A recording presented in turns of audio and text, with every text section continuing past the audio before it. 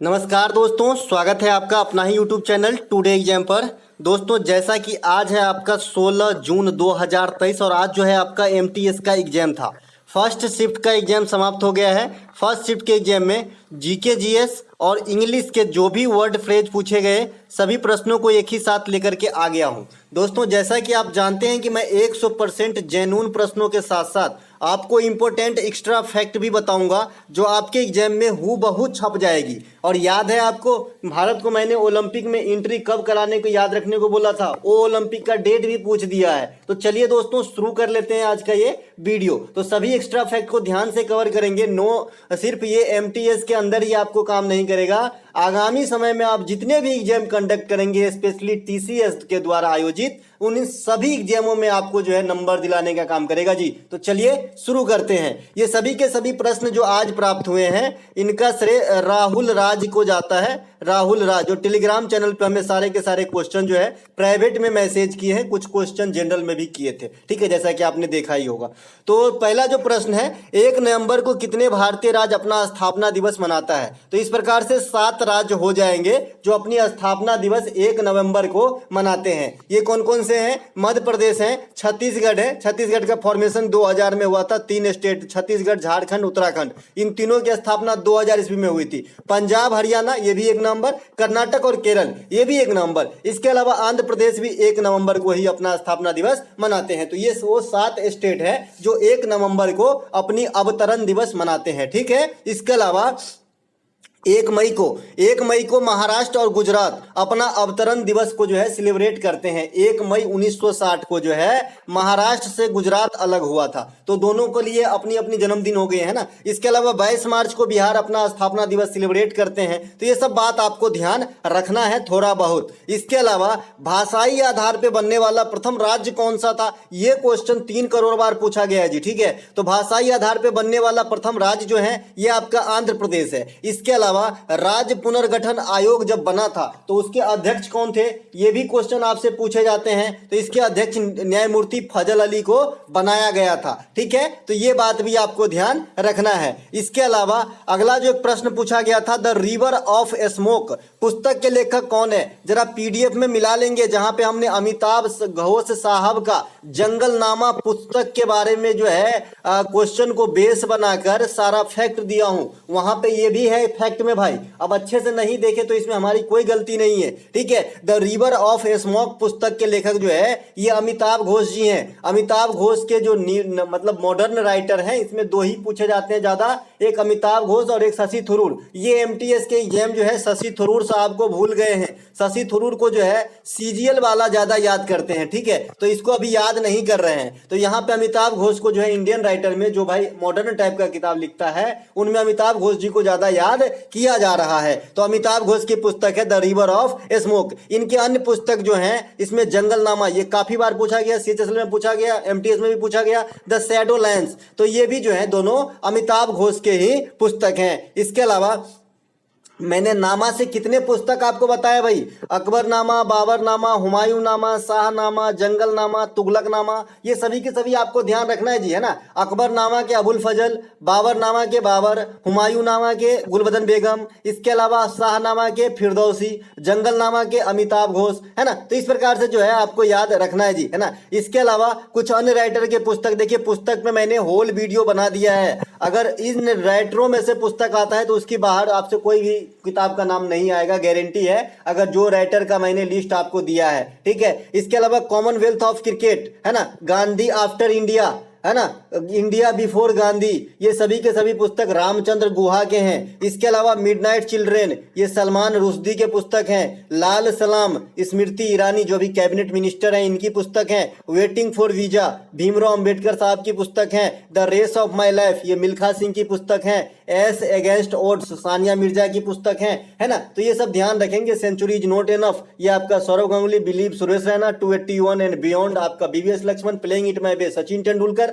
है ना। तो ये सब कुछ आपको ध्यान रखना ही पड़ेगा। इसके अलावा add fuel in the fire, इस प्रकार के आपके जो है फ्रेज आए हैं, ईडियम है ये, है ना, फ्रेज ही है ना। Add fuel in the fire, इनको क्या बोलते हैं, जले पर नमक छिड़कना नहीं, आग में घी डालना। जैसे जैसे क्या हुआ, आग में घी डालना, क्या पिताजी आपको पहले से ही डांट रहे थे, तभी आपके दोस्त आगे अरे चलो खेलने, तो और डांट खा लो, है ना। तो इसे बोलते हैं आग में घी डालने का काम, आग में घी डालने का काम, है ना। तो इसे नाम से सुनने में ही नहीं लग रहा है add fuel in the fire. भाई आग में फ्यूल डालोगे यानी डीजल पेट्रोल वगैरह डालोगे तो और धधकेगा ना, तो यही चीज बोल रहा है, ठीक है। इस प्रकार का एक मिलता जुलता और है जो आपको याद रखना है, ऐड इंसल्ट टू इंजरी, इसका मतलब होता है जले पे नमक छिड़कना, जले पर नमक छिड़कना, जले पर नमक छिड़कना। जैसे 50 रुपया लेके आप मेला देखने गए, पैसवा जो है रास्ता में कहीं गिर गया 50 रुपया, और आपका दोस्तवा बोल रहा चलो ना बड़का झूला झूलते हैं, है ना। तो इसे बोलते हैं जले पर नमक छिड़कना, add insult to injury. Insult तो पहले से ही भगवान ने किया, ऊपर से और कर रहे हो यार, है ना, तो इसको बोलते हैं। इसके अलावा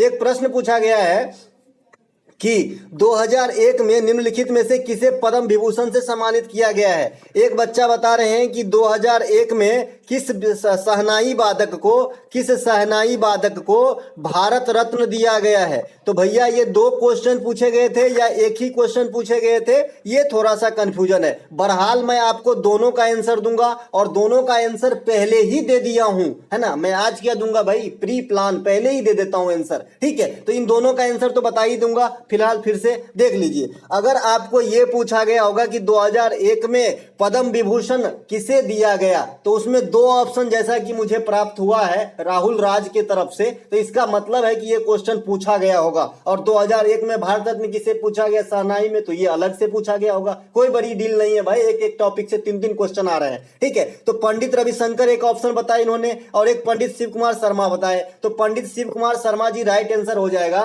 इनको 2001 में पद्म विभूषण, जो इंडिया की सेकेंड हाईएस्ट जो है प्राइज है भारत रत्न के बाद, तो इनको मिला था 2001 में, ठीक है। पंडित रविशंकर सितार के प्लेयर थे, जबकि आपका जो पंडित शिव कुमार शर्मा है ये संतूर के प्लेयर थे। संतूर के प्लेयर 3 ही 4 है इंडिया में नामी गामी, एक तो शिव कुमार शर्मा है, एक भजन सोपारी है, और एक इन्हीं का पुत्र राहुल शर्मा है। तो ये तीनों को ध्यान जरूर रखें, ठीक है। पंडित रविशंकर साहब को 1999 में भारत रत्न से सम्मानित किया गया था। देखिए इंडिया के लिए प्रथम बार ग्रैमी अवार्ड जीतने वाला जो पर्सन है ये आपका पंडित रविशंकर ही हैं, तो इन्हें भी ध्यान रखेंगे। और भारत के लिए प्रथम महिला जिन्होंने ग्रैमी अवार्ड जीता, इनका नाम है तन्वी शाह, है ना। तो दोनों बात ध्यान रखेंगे। आजकल तो ग्रैमी अवार्ड के बहुत विजेता है इंडियन, जैसे फाल्गुनी है, तन्वी शाह है, AR रहमान है, पंडित रविशंकर है ना। तो आजकल बहुत है, जो पहला वाला आता है ना वही जो है सबके जवान पे रहता है, इसीलिए नाम उसी का होता है जो टॉप में रहता है या फिर सबसे बॉटम में रहता है, बीच वाला कहीं का नहीं दादा, ठीक है। चलते हैं आगे।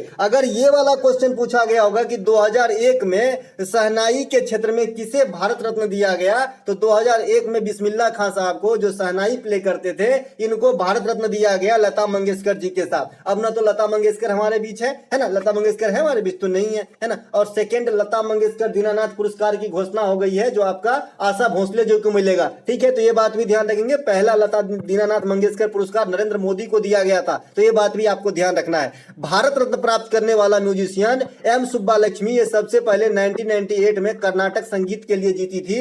इसके बाद, है ना, इसके बाद रविशंकर साहब, फिर आपका बिस्मिल्लाह खां साहब, फिर आपका लता मंगेशकर जी, फिर इसके बाद भीमसेन जोशी साहब, इसके बाद फिर आपका भूपेन हजारिका साहब। तो इतने आदमी को जो है म्यूजिशियन जिनको भारत रत्न दिया जा चुका है। आई होप आपको दोनों क्लियर क्वेश्चन हो गया होगा, क्वेश्चन क्लियर हो गया होगा। अगर 2001 में पद्म विभूषण पूछता है तो अकॉर्डिंग टू ऑप्शन पंडित शिव कुमार शर्मा हो जाएंगे, और अगर भारत रत्न पूछा गया होगा कि 2001 में किसे मिलता है, तो आपका जो है बिस्मिल्लाह खां हो जाएगा, क्योंकि शहनाई भी बच्चा बता रहे थे कि शहनाई को रिलेट करके दिया गया था। अगला प्रश्न पूछा गया था, भगत सिंह के साथ किसको फांसी की सजा हुई थी। अब तो सभी जानते हैं भैया, तीनों अमर हो गए हैं, है ना, भगत सिंह, राजगुरु और सुखदेव, है ना। तो यही आपका आंसर हो जाएगा, सुखदेव और राजगुरु हो जाएगा आंसर, है ना। भगत सिंह को फांसी की सजा जो है ये 23 मार्च 1931 को दिया गया। हालांकि ये प्रस्तावित अगले दिन था, लेकिन अंग्रेज डर के मारे जो है पहले ही फांसी दे दिए, नहीं तो पूरे इंडिया की सैलानी जो है उभर जाता, मतलब रोकने के लिए या फिर कुछ और पर्पज से। तो इसीलिए अंग्रेज डर के जो है पहले ही इन्हें फांसी दे दिया। इनके अलावा लाहौर षड्यंत्र केस कब हुआ था? 8 अप्रैल 1929 को। इसमें भगत सिंह साहब के साथ बटुकेश्वर दत्त भी शामिल थे, है ना। इनकी जो क्या मकसद थे आप सभी जानते हैं कि जो मतलब बम फोड़ने से किसी को हानि पहुंचाना मकसद नहीं था, सिर्फ मतलब ध्यान अट्रैक्ट करना जो है मकसद था। इसके अलावा इन्होंने एक पुस्तक लिखा, मैं नास्तिक क्यों हूं। ऐसे और भी किताब लिखी हैं, बहुत अच्छी राइटर भी थी, है ना। तो मैं नास्तिक क्यों हूं पुस्तक के लेखक भी भगत सिंह साहब है। नौजवान सभा का गठन भी भगत सिंह साहब ने ही किया था। हिंदुस्तान सोशलिस्ट रिपब्लिकन एसोसिएशन हसरा जो फिरोज शाह कोटला मैदान दिल्ली में बसाया गया, तो इसके संस्थापकों में जो भगत सिंह साहब थे। हसरा, बहुत सारे बच्चे कंफ्यूज रहते हैं, हसरा और एचआरए। एक एचआरए है भैया हिंदुस्तान रिपब्लिकन एसोसिएशन, ये जो होता है 24 में होता है सन्याल साहब वगैरह के द्वारा। इसी का नाम बदल के बाद में रिफॉर्म किया गया, इसमें सोशलिस्ट शब्द जोड़ा गया, जिससे ये हसरा बन गया। और इसकी स्थापना कहां हुई थी? तो दिल्ली के फिरोज शाह कोटला मैदान में। तो ये बात भी ध्यान रखेंगे। इसके अलावा अगला जो प्रश्न है हमारा, प्रधानमंत्री शहरी योजना के अनुसार 2021 में जो पहला स्थान का अवार्ड है, जो फर्स्ट स्थान का रैंक का जो अवार्ड है, ये किस राज्य को गया है? तो भैया ये उत्तर प्रदेश को गया है। बाबा योगी आदित्यनाथ की जय। ठीक है, तो इनको जो है मिला है आपको क्या?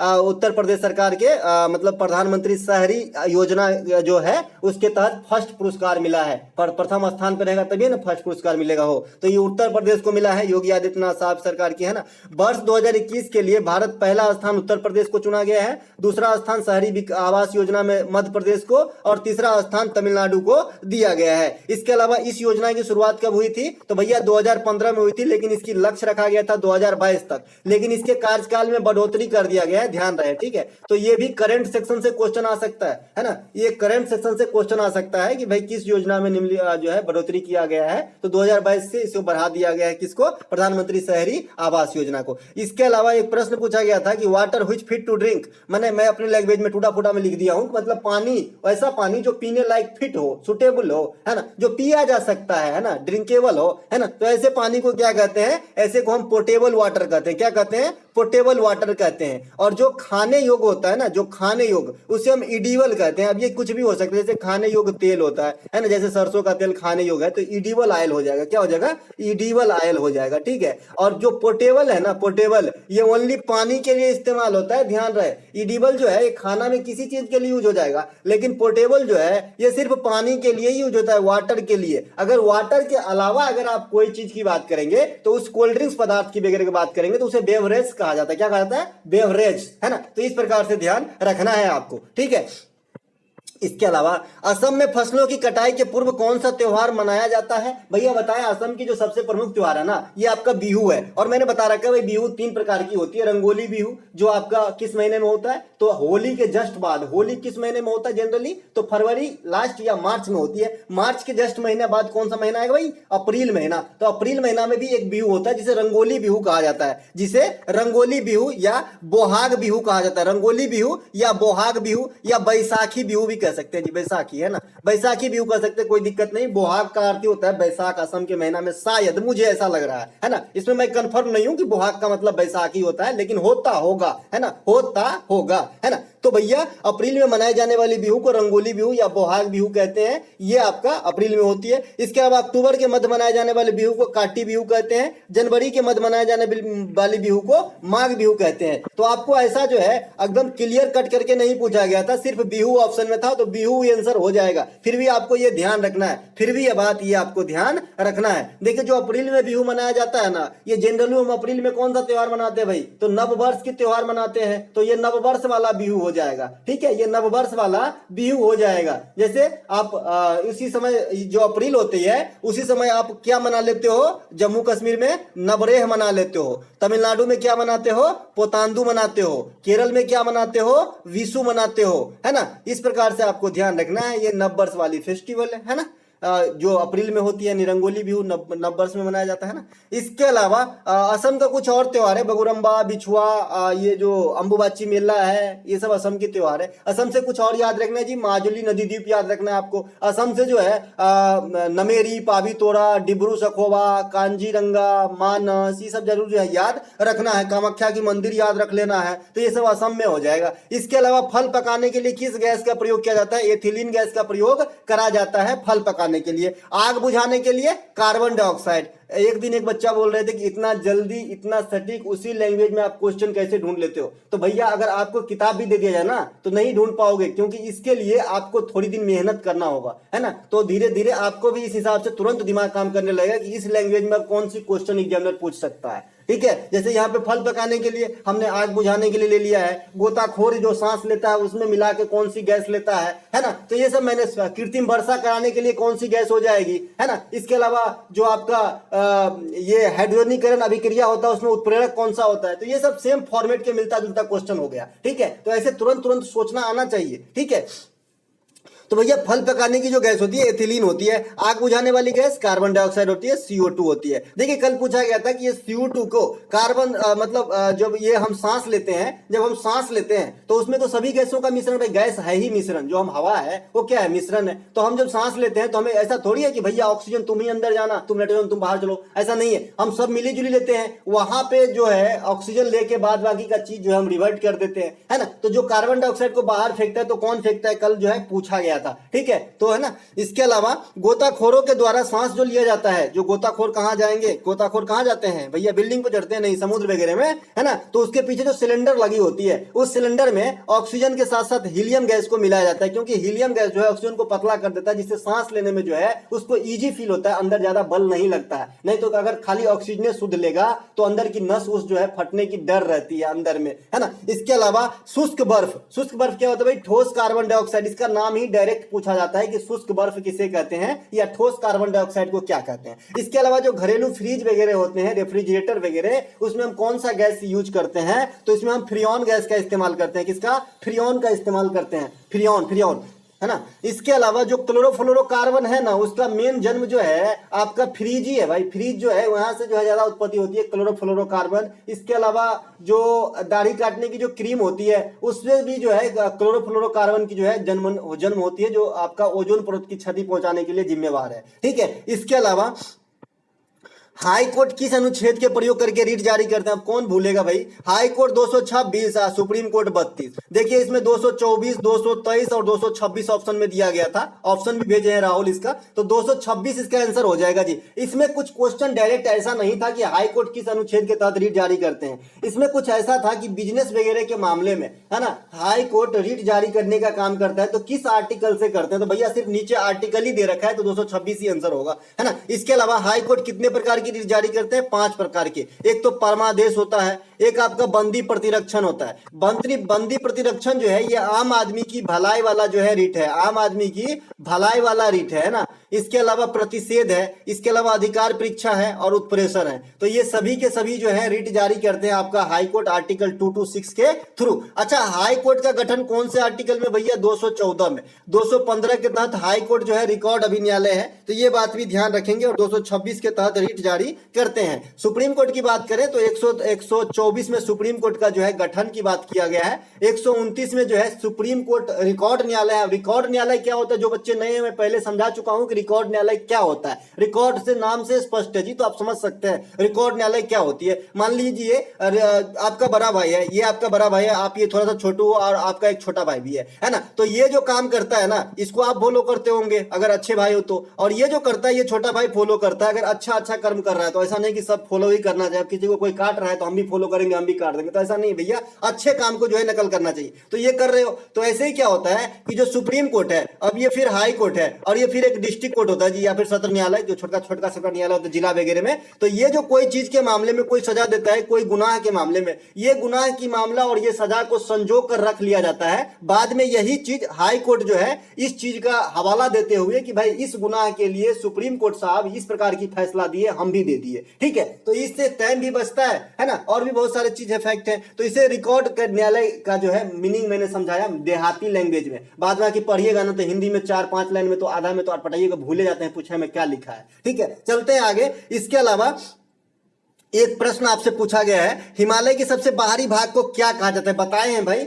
जिस दिन आपसे पूछा गया था कि भाई ट्रांस हिमालय या जो परा हिमालय है उसके अंदर उसके दक्षिणतम भाग को क्या कहा जाता है, पूछा गया था ना जी एमटीएस में। उस दिन मैं बताया था ना चारों भाग दोनों आधार पे, है ना। तो चलिए फिर से बताते हैं। हिमालय की सबसे बाहरी भाग को दोस्तों शिवालिक कहा जाता है। शिवालिक जो है ये हिमालय के सबसे बाहरी भाग भी है और सबसे नवीन श्रेणी भी है। इसे सबसे नवीन श्रेणी भी कह देंगे हिमालय का। अब सबसे बाहरी है तो जाहिर सी भाग है सबसे नवीन होगा, है ना। अब बांस का पेड़ है तो सबसे ऊपर का चीज ही ना सबसे नवीन होगा, हो कि जड़ सबसे नवीन होगा, है ना। सबसे ऊपर का चीज नवीन होगा तो सबसे बाहरी चीज ही सबसे नवीन होगा, सबसे नया होगा, ठीक है। अब देखिए हिमालय को 4 पार्ट में जो है विस्तृत क्षेत्र के अनुसार बांटा गया है और 4 क्षेत्र में नदियों के अनुसार भी बांटा गया है कि नदी के जो कहां कहां से एरिया जो है किस हिमालय के अंतर्गत आएगा। तो आइए देख लेते हैं। सबसे पहले ट्रांस हिमालय, इसे प्रा हिमालय भी कहते हैं। फिर इसके बाद बृहत हिमालय या महान हिमालय इसे कहते हैं। फिर लघु हिमालय या फिर शिवालिक। शिवालिक सबसे बाहरी है, सबसे दक्षिणतम है, ये सबसे साउदर्न मोस्ट जो है पार्ट है हिमालय का, तो ये बात भी ध्यान रखेंगे। इसके अलावा नदी के आधार पर सिडनी बुर्राड महोदय ने हिमालय को 4 भागों में बांटा। ये कौन कौन से भाग है?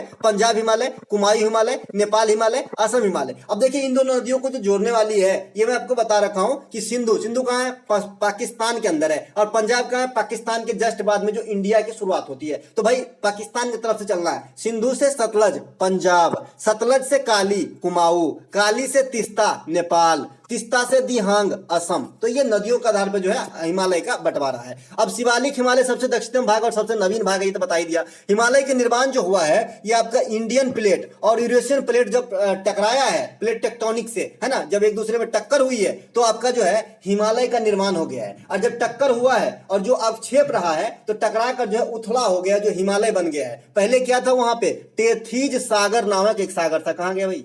यहाँ गलत लिखा गया है, टेथीज सागर लिखेगा, ठीक है। टेथीज सागर जो है हिमालय का स्थान पे प्राचीन काल में हुआ करते थे। और ये नवीन बिलत पर्वत का उदाहरण है, न्यू फोल्डेड माउंटेन का उदाहरण है, जिसकी सबसे सर्वोच्च पीक जो है माउंट एवरेस्ट है। इसके अलावा एक प्रश्न आपसे पूछा गया है, प्रोटीन की कमी से कौन सी बीमारी होती है? अब दादा ये कोई पूछने की बात है? प्रोटीन को क्या कहते हैं? बॉडी बिल्डर कहते हैं जी। क्या कहते हैं? Body builder. बॉडी बिल्डर जो है आपका प्रोटीन को कहा जाता है, ठीक है। तो प्रोटीन को जो बॉडी बिल्डर कहा जाता है तो इसके कमी से क्वासी-योरकर नामक बीमारी होती है। क्वासी-योरकर, है ना। तो ये ध्यान रखेंगे। इसके अलावा पीलिया रोग ऑप्शन में दिया गया था। पीलिया रोग जो है ये क्यों होता है? तो पीलिया रोग जो है शरीर में बिलिरुबिन की मात्रा बढ़ जाती है। जिस प्रकार से इंसुलिन की मात्रा घट जाती है तो शरीर में क्या होती है? चिनिया बीमारी। चिनिया मतलब मधुमेह रोग, जिसको हम शुगर कहते हैं, है ना। तो इंसुलिन का काम क्या है भाई? इंसुलिन का काम क्या है?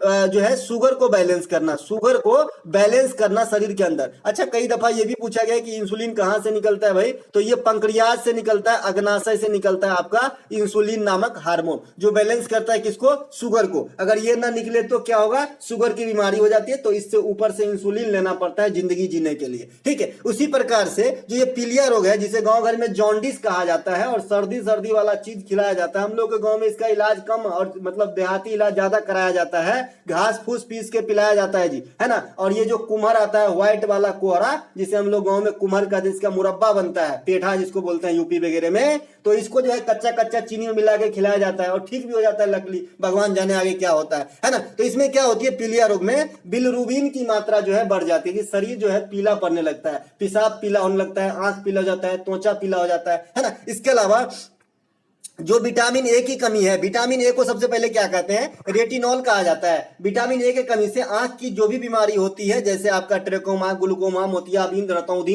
ये जो भी बीमारी है ये आंख की सभी बीमारी विटामिन ए की कमी से कहीं ना कहीं होता है। विटामिन ए का अच्छा स्रोत एक गोल्डन फाइबर चावल आया है, जिसे संशोधित करके बनाया गया है। वो विटामिन ए का अच्छा स्रोत है, इसीलिए वो आंख के लिए अच्छा स्रोत है। अभी स्टेट के एग्जाम में पूछा गया था। इसके अलावा विटामिन B1 को जो है थायमीन कहते हैं और इसके कमी से बेरी रोग होता है, इसे ध्यान रखेंगे। विटामिन सी को एस्कॉर्बिक एसिड कहते हैं, इसके कमी से स्कर्वी रोग होता है या फिर त्वचा संबंधी रोग होता है, गंजापन होता है, बाल पकने लगता है, झुर्रियां आने लगती है, त्वचा में कसावट कम हो जाता है, तभी क्रीम लगाते हो ना, है ना। तो ये सब जो है विटामिन सी के कमी से होती है। सभी प्रकार के सिट्रस फल जो होते हैं ये विटामिन सी के अच्छा स्रोत होते हैं, जैसे आंवला, नींबू, संतरा जो भी है। इसके अलावा विटामिन डी के कमी से जो है ये आपका हड्डी से संबंधित रोग होता है जी।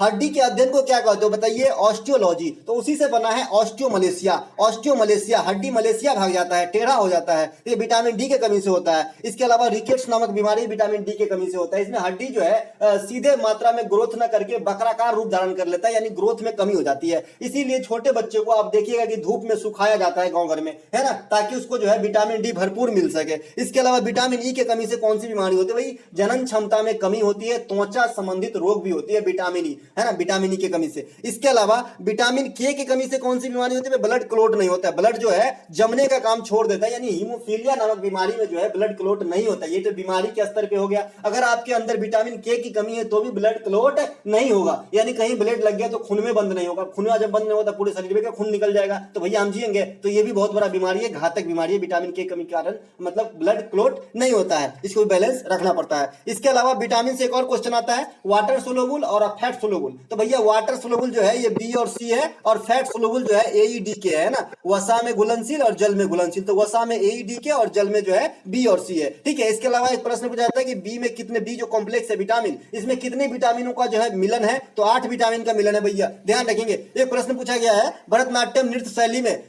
किस नृत्य शैली में की जाती है? इसकी ऑप्शन नहीं है, देखिए इसके ऑप्शन नहीं, इसके ऑप्शन कई प्रकार से बन सकते हैं, जैसे कर्नाटक नृत्य शैली, है ना, इसके अलावा हिंदुस्तानी शास्त्रीय नृत्य शैली के दक्षिणतम भाग, है ना, कुछ भी हो सकता है भैया ये, है ना। इसके अलावा इसके कितने टर्म होते हैं ये भी पूछा जा सकता है, तो इसमें 3 भाग होते हैं मेन रूप से, है ना। तो ये बताएंगे कि ऑप्शन कैसा था, है ना। इसके अलावा अगला जो प्रश्न है इसको मैं आगे समझाया हूं, थोड़ा यहाँ पे जगह आंसर नहीं लिख पाया, चलते हैं आगे। एक प्रश्न पूछा गया 1900 के ओलंपिक खेल का आयोजन कहाँ किया गया था? देखिए 1900 के ओलंपिक का खेल भारत में किया गया था। भारत जो है यहीं से भाग लेना स्टार्ट किए थे जी, इसीलिए ये क्वेश्चन पूछा गया, है ना, समझ रहे हैं ना। 1896 में ओलंपिक की शुरुआत हुई थी एथेंस से, जो ग्रीक में है, और भारत भाग लेना सेकेंड ओलंपिक यानी 1900 के ओलंपिक से शुरुआत किया था। मैंने पोल के माध्यम से भी ये क्वेश्चन पूछा है यूट्यूब पे, पोल के माध्यम से, क्यूज होता है ना, क्यूज, उसके माध्यम से। और मैंने ये भी बता रखा है कि भाई राष्ट्रमंडल खेल जो कॉमनवेल्थ गेम होता है ना, वहां पर भी सेकेंड कॉमनवेल्थ गेम से ही भारत भाग लिया है 1934 से, क्योंकि 1930 में स्टार्ट हुआ था कॉमनवेल्थ गेम मिल्टन कनाडा से, ठीक है। तो ये बात भी ध्यान रखेंगे आगामी शिफ्ट के लिए। तो 1900 का जो है ये पेरिस ओलंपिक में हुआ था, पेरिस में हुआ था। पिछला जो हुआ है टोक्यो में हुआ है 20 में, और 2024 में फिर से होगा, तो ये फिर से पेरिस में होगा लकली, है ना, तो इसे भी ध्यान रखेंगे। इसके अलावा आधुनिक ओलंपिक शुरू करने का श्रेय जो है ये पियरे डी कुबर्टीन को दिया जाता है। देखिए एक प्राचीन ओलंपिक भी हुआ था जो 776 BC में चल रहा था, लेकिन बीच में बंद कर दिया गया, पता नहीं उतने पुराने समय में कौन खेलता होगा, है ना, तो बीच में बंद कर दिया गया। बाद में फिर से ये 1896 में जो आधुनिक हम ओलंपिक देख रहे हैं ये रूप ले लिया है। ओलंपिक के भी कई फॉर्म होते हैं, पैरा ओलंपिक होते हैं, शीतकालीन होते हैं, ग्रीष्मकालीन होते हैं, है ना, पैरा शीतकालीन होते हैं। इस प्रकार से ओलंपिक के भी अपने अपने फॉर्म है भाई, है ना। इसके अलावा जो अगला में ओलंपिक होगा ये 2024 ग्रीष्मकालीन वाला, ये आपका पेरिस में होगा, और जो 2026 में होगा शीतकालीन वाला, एक सेकेंड, हाँ 2026 में होगा शीतकालीन वाला, ये इटली के मिलान में होगा, तो इसे भी ध्यान रखेंगे, है ना। अगला प्रश्न पूछा गया था, गुरु केलुचरण महापात्रा का संबंध किस नृत्य से है? भैया कोई पूछने की बात है, तो ये ओडिसी नृत्य से संबंधित है। गुरु केलुचरण महापात्रा, महापात्रा सरनेम हो या फिर महापात्रा सरनेम हो, या फिर मैंने एक और बताया है, देखिए एक सेकेंड, महापात्रा पटनायक, महापात्रा हो पटनायक हो, ये दोनों सरनेम कहाँ लेके जाएंगे आप? ये लेके जाएंगे आप जी ओडिसी नृत्य के साथ, है ना। इसके बाद महाराज सरनेम हो तो कहाँ लेके जाएंगे? कथक नृत्य के साथ, कथक नृत्य के साथ। रेड्डी सरनेम हो तो कहाँ लेके जाएंगे? कुचिपुड़ी नृत्य के साथ, कुचिपुड़ी नृत्य के साथ। इसके अलावा आपको मैंने बता रखा है कि सिंह सरनेम हो या फिर झावेरी सरनेम हो तो ये कहाँ लेके जाएंगे? मणिपुरी नृत्य के साथ। कहाँ पे? मणिपुरी नृत्य के साथ। भैया ये हिंट है। अगला प्रश्न, निजाम खान को किस नाम से जाना जाता? देखिए ऑप्शन में सिकंदर लोदी, बहलोल लोदी, और जो भी लोदी हैं उनका नाम था, है ना। तो निजाम खान को जो है सिकंदर लोदी को निजाम खान भी कहा जाता था। उसी प्रकार से अकबर को जलालुद्दीन कहा जाता है, बाबर को जहीरुद्दीन कहा जाता है, जहांगीर को सलीम कहा जाता है ना। इस प्रकार से आपको ध्यान रखना है जी, है ना, इस प्रकार से ध्यान रखना है, ठीक है।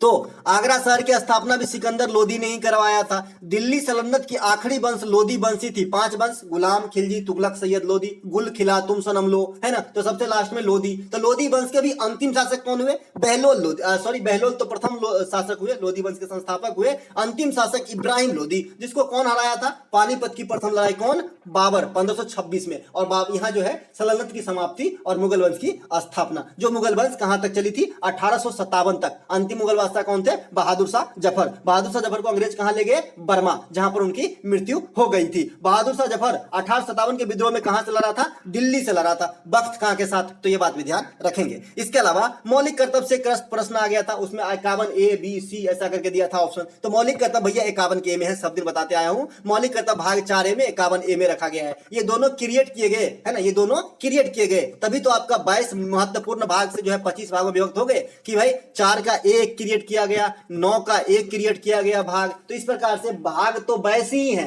लेकिन 25 पढ़ाते हैं ना हम कि 50-25 भागों में जो है विभक्त हो गया है। तो कहां से आया है? यहीं से तो आया है ना। तो ये जो है मौलिक कर्तव्य, फंडामेंटल ड्यूटीज, ये 4A में रखा गया है, 51A में रखा गया है। वर्तमान में 11 है। जब जोड़ा गया था 1976 में 42वां संविधान संशोधन के द्वारा, तब 10 गो था, है ना। भरतनाट्यम किस शैली में की जाती है? अभी जो पिछला में आंसर नहीं लिखे थे यहाँ पे लिखे हैं। तो दक्षिण भारत के शास्त्रीय नृत्य शैली है, तो सभी जानते हैं भरतनाट्यम। इसके अलावा भरतनाट्यम में जो आपको जानने का चीज है ये है कि इसमें कितनी मुद्राएं होती है, कितनी कलाएं होती हैं, है ना। तो ये इसमें 3 कलाएं होती हैं, 3 कला का समावेश है भरतनाट्यम, है ना। इसके अलावा मैं नहीं जानता कि ये कला किसे कहा जाता है, क्योंकि मुझे इतनी जानकारी तो नृत्य में है नहीं, है ना। जो नृत्य जानते हैं उनको परख होती है कि स्टेप क्या होती है, कला क्या होती है। जैसे जो गायक है उसको अंतरा, ये सब क्या क्या शब्द होते हैं उनको पता होता है ना। फिर भी आपको ध्यान रखने के लिए 3 कलाएं होते हैं, 3 स्टेप समझ लीजिएगा, है ना। भरत मुनि का जो नाट्य शास्त्र है इसी के ऊपर जो है ये आधारित है आपका भरतनाट्यम, इसे भी ध्यान रखेंगे। भरतनाट्यम में जो भगवान शिव का नटराज वाला रूप है उसको जो है इसी कारण भरतनाट्यम का नृत्य का देवता माना जाता है भगवान शिव को, है ना। तो ये बात भी ध्यान रखेंगे। कर्नाटक संगीत में और हिंदुस्तानी शास्त्रीय संगीत में दोनों में जो है 12 प्रकार के स्वर होते हैं। पता नहीं कब एग्जाम में आएगा, बहुत दिनों से बताता आ रहा हूं, है ना। 2001 में शहनाई वादन में किसे भारत रत्न दिया गया था? अगर पूछा गया होगा तो आंसर मैंने पहले ही दे दिया, बिस्मिल्लाह खां को। तो मिलेंगे अगले शिफ्ट में। जय हिंद दोस्तों। ये पीडीएफ आपको हमारे टेलीग्राम चैनल टुडे एग्जाम पर फ्री ऑफ कॉस्ट निःशुल्क दिया जाता है, तो आप जरूर प्राप्त कर ले, है ना। नमस्कार दोस्तों, स्वागत है आपका अपना ही यूट्यूब चैनल टुडे एग्जाम पर। दोस्तों जैसा कि आज है आपका 16 जून 2023 और आज जो है एमटीएस का एग्जाम था। थर्ड शिफ्ट की भी एग्जाम समाप्त हो गई है। थर्ड शिफ्ट के एग्जाम में जीके जीएस के सेक्शन से जो भी प्रश्न पूछे गए सभी 100% ओरिजिनल प्रश्नों के साथ साथ इंपॉर्टेंट एक्स्ट्रा फैक्ट भी लेकर के आ गया हूं। दोस्तों सब दिन बताते आ रहा था सोलिंग मोपिन लोसार ये अरुणाचल प्रदेश के त्यौहार हैं। इसके अलावा युद्ध नृत्य जो है ये भी अरुणाचल प्रदेश के हैं। आज पूछ दिया ना सोलुंग, तो चलिए दोस्तों एक्स्ट्रा फैक्ट का लाभ इसी प्रकार से लेते रहिए और हम आपको जो है पढ़ाते रहें, है ना। चलिए शुरू करते हैं आज का ये वीडियो। पहला जो हमारा प्रश्न पूछा गया था, सोलुंग डांस भारत के किस राज्य से संबंधित है? पीडीएफ लिखा है, तो ये अरुणाचल प्रदेश से संबंधित है आपका सोलुंग डांस। देखिए अरुणाचल प्रदेश से और भी 3-4 चीज याद रखिएगा जिनके आने वाले समय में एग्जाम है, जैसे मोपिन त्योहार, सोलुंग डांस, युद्ध नृत्य, लोसार त्योहार। देखिए मैंने लोसार के बारे में 3 स्टेट आपको बताया है। एक तो आपका हिमाचल प्रदेश में हो जाएगा, एक आपका अरुणाचल प्रदेश में हो जाएगा और एक आपका लद्दाख में हो जाएगा। ये तीनों जगह आपका लोसार त्योहार हो सकता है, तो ये खाली अरुणाचल प्रदेश में नहीं होगा। बेसिकली क्या है कि जो लोसार त्योहार है ये बौद्ध धर्म से संबंधित त्योहार है। किससे संबंधित है? बौद्ध धर्मावलंबी से संबंधित त्योहार है। तो जहाँ जहाँ इनकी तादाद ज़्यादा है वहाँ पे ये मनाया जा सकता है। तो ये मोपिन, सोलुंग, युद्ध नृत्य और लोसार जो है अरुणाचल प्रदेश के बारे में याद रखेंगे। इसके अलावा नामदफा नेशनल पार्क ये भी आपके एग्जाम में बिना पूछे आ जाता है, तो ये भी आपका जो है अरुणाचल प्रदेश में ही है, तो इसे भी आपको ध्यान रखेंगे। अरुणाचल प्रदेश जनसंख्या घनत्व के मामले में सबसे कम है। अरुणाचल प्रदेश में एक दिबांग घाटी है जहाँ पे सबसे कम जनसंख्या घनत्व है। अरुणाचल प्रदेश तो खुद एक सबसे कम जनसंख्या घनत्व वाला स्टेट है, उसके अंदर भी एक जगह है दिबांग घाटी, ठीक है। तो ये बात भी ध्यान रखेंगे। इसके अलावा लाहो त्यौहार और बांग्ला महोत्सव ये आपका मेघालय में होता है। बांग्ला देख के बच्चे बंगाल टिक कर देते हैं। इसके अलावा लोसांग, सागा दावा ये दोनों त्यौहार आप सिक्किम के नाम रख लीजिएगा। लाय हरोबा त्यौहार मणिपुर में रख लेंगे। मणिपुर में जो लेटेस्ट त्यौहार होती है वो कचई लेमन फेस्टिवल भी होता है, तो ये बात भी आपको ध्यान रखना है। इसके अलावा भारतीय स्वतंत्रता क्रांति की जननी किसे कहा जाता है? मैंने कल ये क्वेश्चन भी आप लोगों से पूछा था और बहुत सारे बच्चे जो पीके हैं, है ना, एक ईश्वर कुमार हैं, तो इस प्रकार से इनका जवाब भी दिया था कि भारतीय क्रांति की माता जो हैं ये मैडम भिखाजी कामा को कहा जाता है। और मैंने ये पूछा था कि ये कहाँ पे झंडा फहराई थी, तो जर्मनी के स्टुगार्ड में 1907 ईस्वी में झंडा फहराने का काम किया था। तो इसे जो है मैडम रुस्तम भिखाजी कामा को भारतीय स्वतंत्रता की जननी कहा जाता है। उसी प्रकार से भारतीय स्वतंत्रता की पिता कहा जाने वाला श्यामजी कृष्ण वर्मा है, जिन्होंने 1905 ईस्वी में लंदन के अंदर इंडिया हाउस की स्थापना किया था, ठीक है। तो ये बात भी ध्यान रखेंगे, इंडिया हाउस की स्थापना कहाँ होती है? लंदन में। किसके द्वारा? श्यामजी कृष्ण वर्मा के द्वारा। कब हुआ था? 1905 1905 ईस्वी में। भारत का आयरन पुरुष जो कहा जाता है यानी लौह मैन ऑफ इंडिया, ये सरदार वल्लभ भाई पटेल को कहा जाता है। सरदार वल्लभ भाई पटेल भारत के प्रथम जो है गृह मंत्री थे और उप प्रधानमंत्री भी कह सकते हैं। स्टेचू ऑफ यूनिटी जो आपका गुजरात के केवड़िया यानी एकता नगर में स्थित है, जो 182 मीटर ऊंची प्रतिमा है, ये सरदार वल्लभ भाई पटेल की ही प्रतिमा है, जो दुनिया में इस समय सबसे ऊंची प्रतिमा का खिताब जो है इनके नाम दर्ज है। इसके अलावा भारत का आयरन लेडी किसे कहा जाता है, तो इंदिरा गांधी को भारत का आयरन लेडी कहा जाता है। 1975 का आंतरिक मामले के गड़बड़ी पे आधार पे जो है आपातकाल घोषित कर देने से इसे इससे तो पहले ही इसे आयरन लेडी कहा जाता है, लेकिन इसमें ज़्यादा फेमस हो गई है। इंदिरा गांधी वही प्रधानमंत्री है जिनके काल में प्रथम बार बैंकों का राष्ट्रीयकरण 1969 में हुआ था, 14 बैंकों का। फिर 1980 में हुआ 6 बैंकों का राष्ट्रीयकरण। इसरो की स्थापना 1969 में हुआ इंदिरा गांधी के समय। 1971 में भारत पाकिस्तान युद्ध हुआ, ये भी इंदिरा गांधी के समय। तो ये सभी कृत्य जो है इंदिरा गांधी को रिलेट करके जो है आपको याद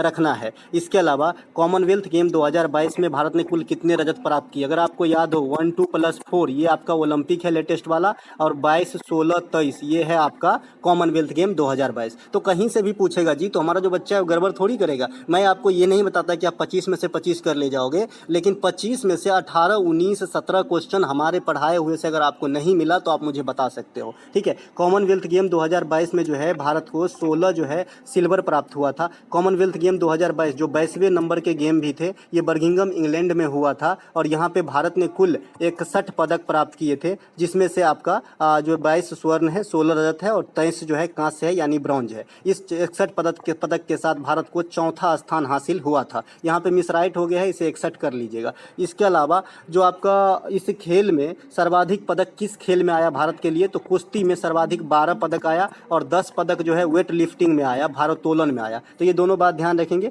इसके अलावा यहाँ पर व्यक्तिगत रूप से जो पदक जीतने में सबसे अधिक पदक जीता, ये शरत कमल ने जीता 4 पदक। इसी कारण 2022 वाला जो मेजर ध्यानचंद पुरस्कार है, ये इकलौता पर्सन शरत कमल को ही दिया जाता है। शरत कमल जो है टेबल टेनिस खेलते हैं, तो ये बात भी आपको ध्यान रखना है। इसके अलावा जो कॉमनवेल्थ गेम है, इसका पुराना नाम ब्रिटिश एम्पायर गेम हुआ करता था, तो ये बात भी किसी कोने में रख लीजिएगा, है ना। इसके अलावा इस प्रतियोगिता में सर्वाधिक पदक जो है ऑस्ट्रेलिया जीता था 2022 वाला में, और प्रथम स्थान हासिल किया था। ऑब्वियसली सबसे अधिक पदक वाला ही प्रथम स्थान हासिल करेगा। कॉमनवेल्थ गेम की शुरुआत 1930 हैमिल्टन कनाडा से हुआ था, और भारत भाग लेना जो है 1934 से स्टार्ट किया था। ध्यान रहे, जिस प्रकार से 1896 में ओलंपिक शुरुआत हुआ था और भारत जो है 1900 से भाग लेना स्टार्ट किया था, यानी सेकेंड से। तो सेकेंड ओलंपिक से और सेकेंड कॉमनवेल्थ गेम से जो है भारत भाग लेना स्टार्ट कर रहा है। कॉमनवेल्थ गेम की आगामी संस्करण यानी 2026 में जो होगी, ये आपका ऑस्ट्रेलिया के अंदर होने वाला है। इसके अलावा नालंदा विश्वविद्यालय कहाँ स्थित है पूछा गया है, तो भैया ये बिहार में स्थित है। नालंदा विश्वविद्यालय का निर्माण 450 ईस्वी से बनना स्टार्ट हुआ था, 70-75 तक बना था, और ये बनाने का काम कुमार गुप्त प्रथम जो गुप्त वंशीय शासक थे इन्होंने किया था। गुप्त वंश के संस्थापक कौन है, आप लोग मुझे कमेंट करके छाप देंगे, ठीक है। इसके अलावा नालंदा विश्वविद्यालय को ध्वस्त करने का जो मतलब तगमा प्राप्त है, ये आपका बख्तियार खिलजी के नाम है, इन्होंने ही ध्वस्त करवाया था। तो ये बात भी आपको ध्यान रखना है। इसके अलावा एक प्रश्न आपसे पूछा गया है कि जैव संशोधन विधेयक, जैव है ना, जैव संशोधन विधेयक किस मंत्रालय के द्वारा जारी किया गया है। देखिए जैव संशोधन विधेयक जो है ये आपका वन पर्यावरण एवं जलवायु परिवर्तन मंत्रालय के द्वारा जारी किया गया था 2021 ईस्वी के अंदर। तो ये बात भी आपको ध्यान रखना है ना। इसके अलावा अंटार्कटिका विधेयक एक है ना, पृथ्वी अर्थ मंत्रालय के द्वारा जारी किया गया है, ये बात भी ध्यान रखेंगे। अंटार्कटिका विधेयक भी आया था अभी हाल में, तो अंटार्कटिका विधेयक जो है ये आपका पृथ्वी अर्थ मंत्रालय के द्वारा जो है जारी किया गया अंटार्कटिका विधेयक। तो आने वाले शिफ्ट के लिए ये क्वेश्चन भी अपने जेब में लेके ही जाना। इसके अलावा 1927 में भीमराव अंबेडकर ने जातिगत पूर्वाग्रह आंदोलन कौन सा चलाया था। देखिए महार जनजाति, यहीं से जो है इनका रुद्र रूप जो है देखने को मिला, और जो है एक काफ़ी ज़्यादा फेमस हो गए भीमराव अंबेडकर साहब। वैसे इतने पढ़े लिखे थे ये, जिसका अंदाज़ा लगाना मुश्किल है। ये इतने पढ़े लिखे थे, उस समय की बात कर रहा हूँ, इतने पढ़े लिखे थे, बैरिस्टर थे एक तो, है ना, और बहुत ज़्यादा पढ़े लिखे थे, बहुत ज़्यादा ज्ञानी पुरुष थे, है ना। इसीलिए इसे बाबा भीमराव अंबेडकर कहा जाता है, और इसे संविधान का जननी भी मतलब जनक भी कहा जाता है। भीमराव अंबेडकर साहब को संविधान लिखने का जो है श्रेय इन्हें, लिखे तो कोई और थे, लेकिन संविधान का निर्माता कहा जाता है इन्हें, ठीक है। तो ये बात भी आपको ध्यान रखेंगे। इसके अलावा महार जो है एक जनजाति होती है, मतलब जाति का नाम है महार, जो आपका महाराष्ट्र में पाया जाता था, ठीक है। गांधी जी और अंबेडकर साहब के साथ एक समझौता होता है 1932 में, इसे पूना पैक्ट कहा जाता है। तो ये बात भी ध्यान रखेंगे, है ना, ये बात भी आपको ध्यान रखेंगे। रैमजे मैकडोनाल्ड का जो सांप्रदायिक पंचाट जारी हुआ था ना, इसी के विचार विमर्श लेके ये पूना पैक्ट हुआ था 1932 में, तो ये बात भी ध्यान रखेंगे जर, है ना। तीनों गोलमेज सम्मेलन जो हुआ था 1930, 31 और 32, राउंड टेबल कॉन्फ्रेंस, है ना, जो कहाँ पे हुआ था, लंदन के अंदर हुआ था। और उस समय जो लंदन के प्राइम मिनिस्टर यानी ब्रिटेन के प्राइम मिनिस्टर कौन थे, तो रैमजे मैकडोनाल्ड। कौन थे? Ramsay McDonald. आजकल मैकडोनाल्ड जो है कुछ खाने का घर होता है, हमको लगता है पिज्जा होता है मैकडोनाल्ड, है ना, हमको इतना आइडिया नहीं है, लेकिन मैकडोनाल्ड कुछ खाने को तो है जो आजकल नए युवक को काफ़ी पसंद है। मैकडोनाल्ड है, एक CFC होता है शायद, है ना, तो इस प्रकार से खाने पीने की जगह है ना, कंपनी मतलब ब्रांड का नाम है। तो उस समय जो है रैमजे मैकडोनाल्ड ये तीनों राउंड टेबल कॉन्फ्रेंस के समय ब्रिटेन के PM थे, तो ये बात भी ध्यान रखना है। वेटिंग फॉर वीजा अंबेडकर साहब का प्रमुख पुस्तक है, इन्हें भी ध्यान रखें। इसके अलावा संविधान का निर्माता कहा जाता है, आधुनिक भारत का चाणक्य कहा जाता है भीमराव अंबेडकर साहब को, तो इसे भी ध्यान रखेंगे। इसके अलावा एक प्रश्न पूछा गया है पंडित शिव कुमार शर्मा, ऐसा पूछा गया था कि निम्नलिखित में से कौन से संतूर प्ले करते हैं। ऑप्शन में आपका पंडित शिव कुमार शर्मा दिया गया था, जो राइट आंसर हो जाएगा। आज ही हमने बताया है कि पंडित शिव कुमार शर्मा साहब को 2001 ईस्वी में पद्म विभूषण से सम्मानित किया गया है, पद्म विभूषण। और जो संगीत के क्षेत्र में भारत रत्न मिले हैं उनका नाम फिर से रिपीट कर लेंगे, M सुब्बालक्ष्मी 1998, पंडित रविशंकर पंडित रविशंकर 1999, 2001 में बिस्मिल्लाह खां और लता मंगेशकर,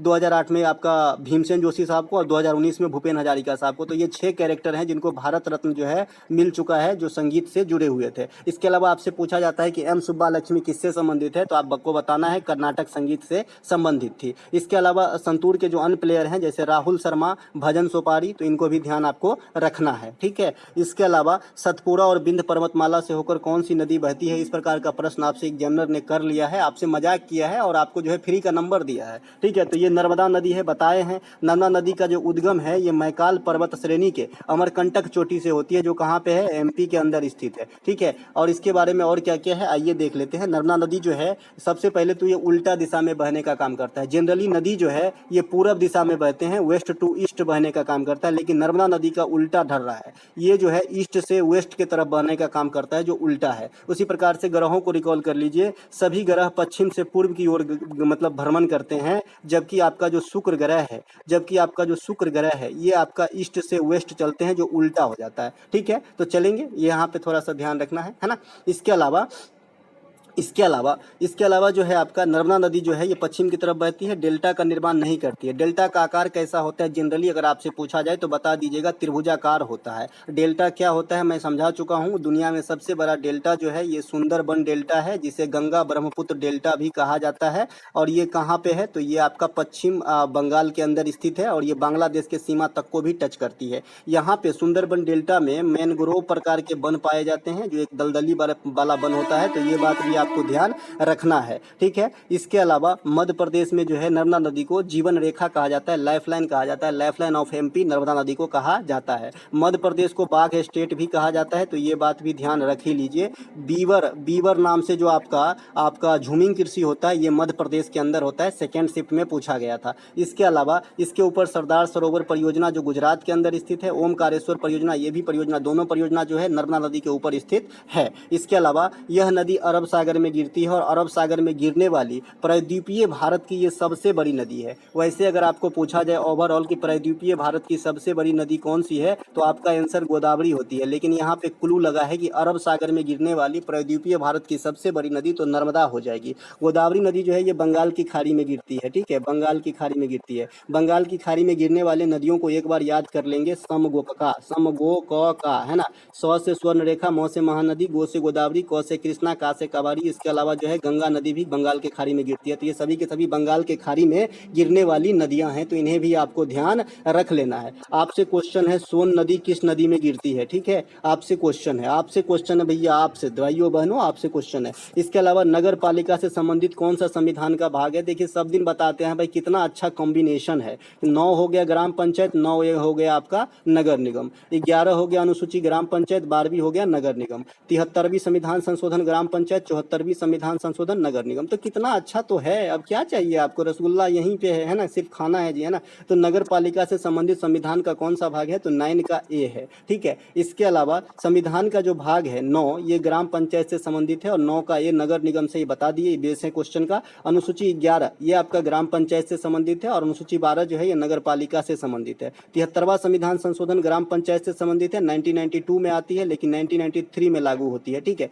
इसके अलावा 74वां संविधान संशोधन ये नगर पालिका से संबंधित है। इसके अलावा ग्राम पंचायत और नगर निगम का जो चुनाव होता है ये कौन करवाता है, तो राज्य चुनाव आयोग के द्वारा करवाया जाता है। इसका बस इतना ही काम है। बाद बाकी जो विधानसभा की चुनाव है, विधानसभा की चुनाव हो गया, लोकसभा की चुनाव हो गया, है ना, राज्यसभा की चुनाव हो गया, राज्यसभा की चुनाव हो गया। इसके अलावा राष्ट्रपति की चुनाव हो गया, है ना, उपराष्ट्रपति का चुनाव हो गया, वाइस प्रेसिडेंट। तो ये सभी के सभी चुनाव जो है केंद्र चुनाव आयोग करवाता है, जो केंद्र में है निर्वाचन आयोग के द्वारा। वर्तमान में निर्वाचन आयोग के जो हेड हैं, मुख्य निर्वाचन आयुक्त राजीव कुमार हैं, तो इन्हें भी ध्यान रख ही लीजिएगा, ठीक है। इसके अलावा ग्राम पंचायत में जो एंट्री होती है इसके लिए मिनिमम उम्र आपसे पूछा जाता है, तो 21 वर्ष रखिएगा, लोकसभा में 25 वर्ष और राज्यसभा में 30 वर्ष रखिएगा। लोकसभा का कार्यकाल 5 वर्ष, राज्यसभा का कार्यकाल परमानेंट, और राज्यसभा के सदस्यों का कार्यकाल 6 वर्ष, लोकसभा के सदस्यों का कार्यकाल 5 वर्ष। तो ये सभी बातों को आपको ध्यान रखते हुए चलना है जी। लोकसभा को भंग किया जा सकता है प्रेसिडेंट के द्वारा आर्टिकल 85 के थ्रू किसी विशेष परिस्थिति में, लेकिन राज्यसभा को कभी भी भंग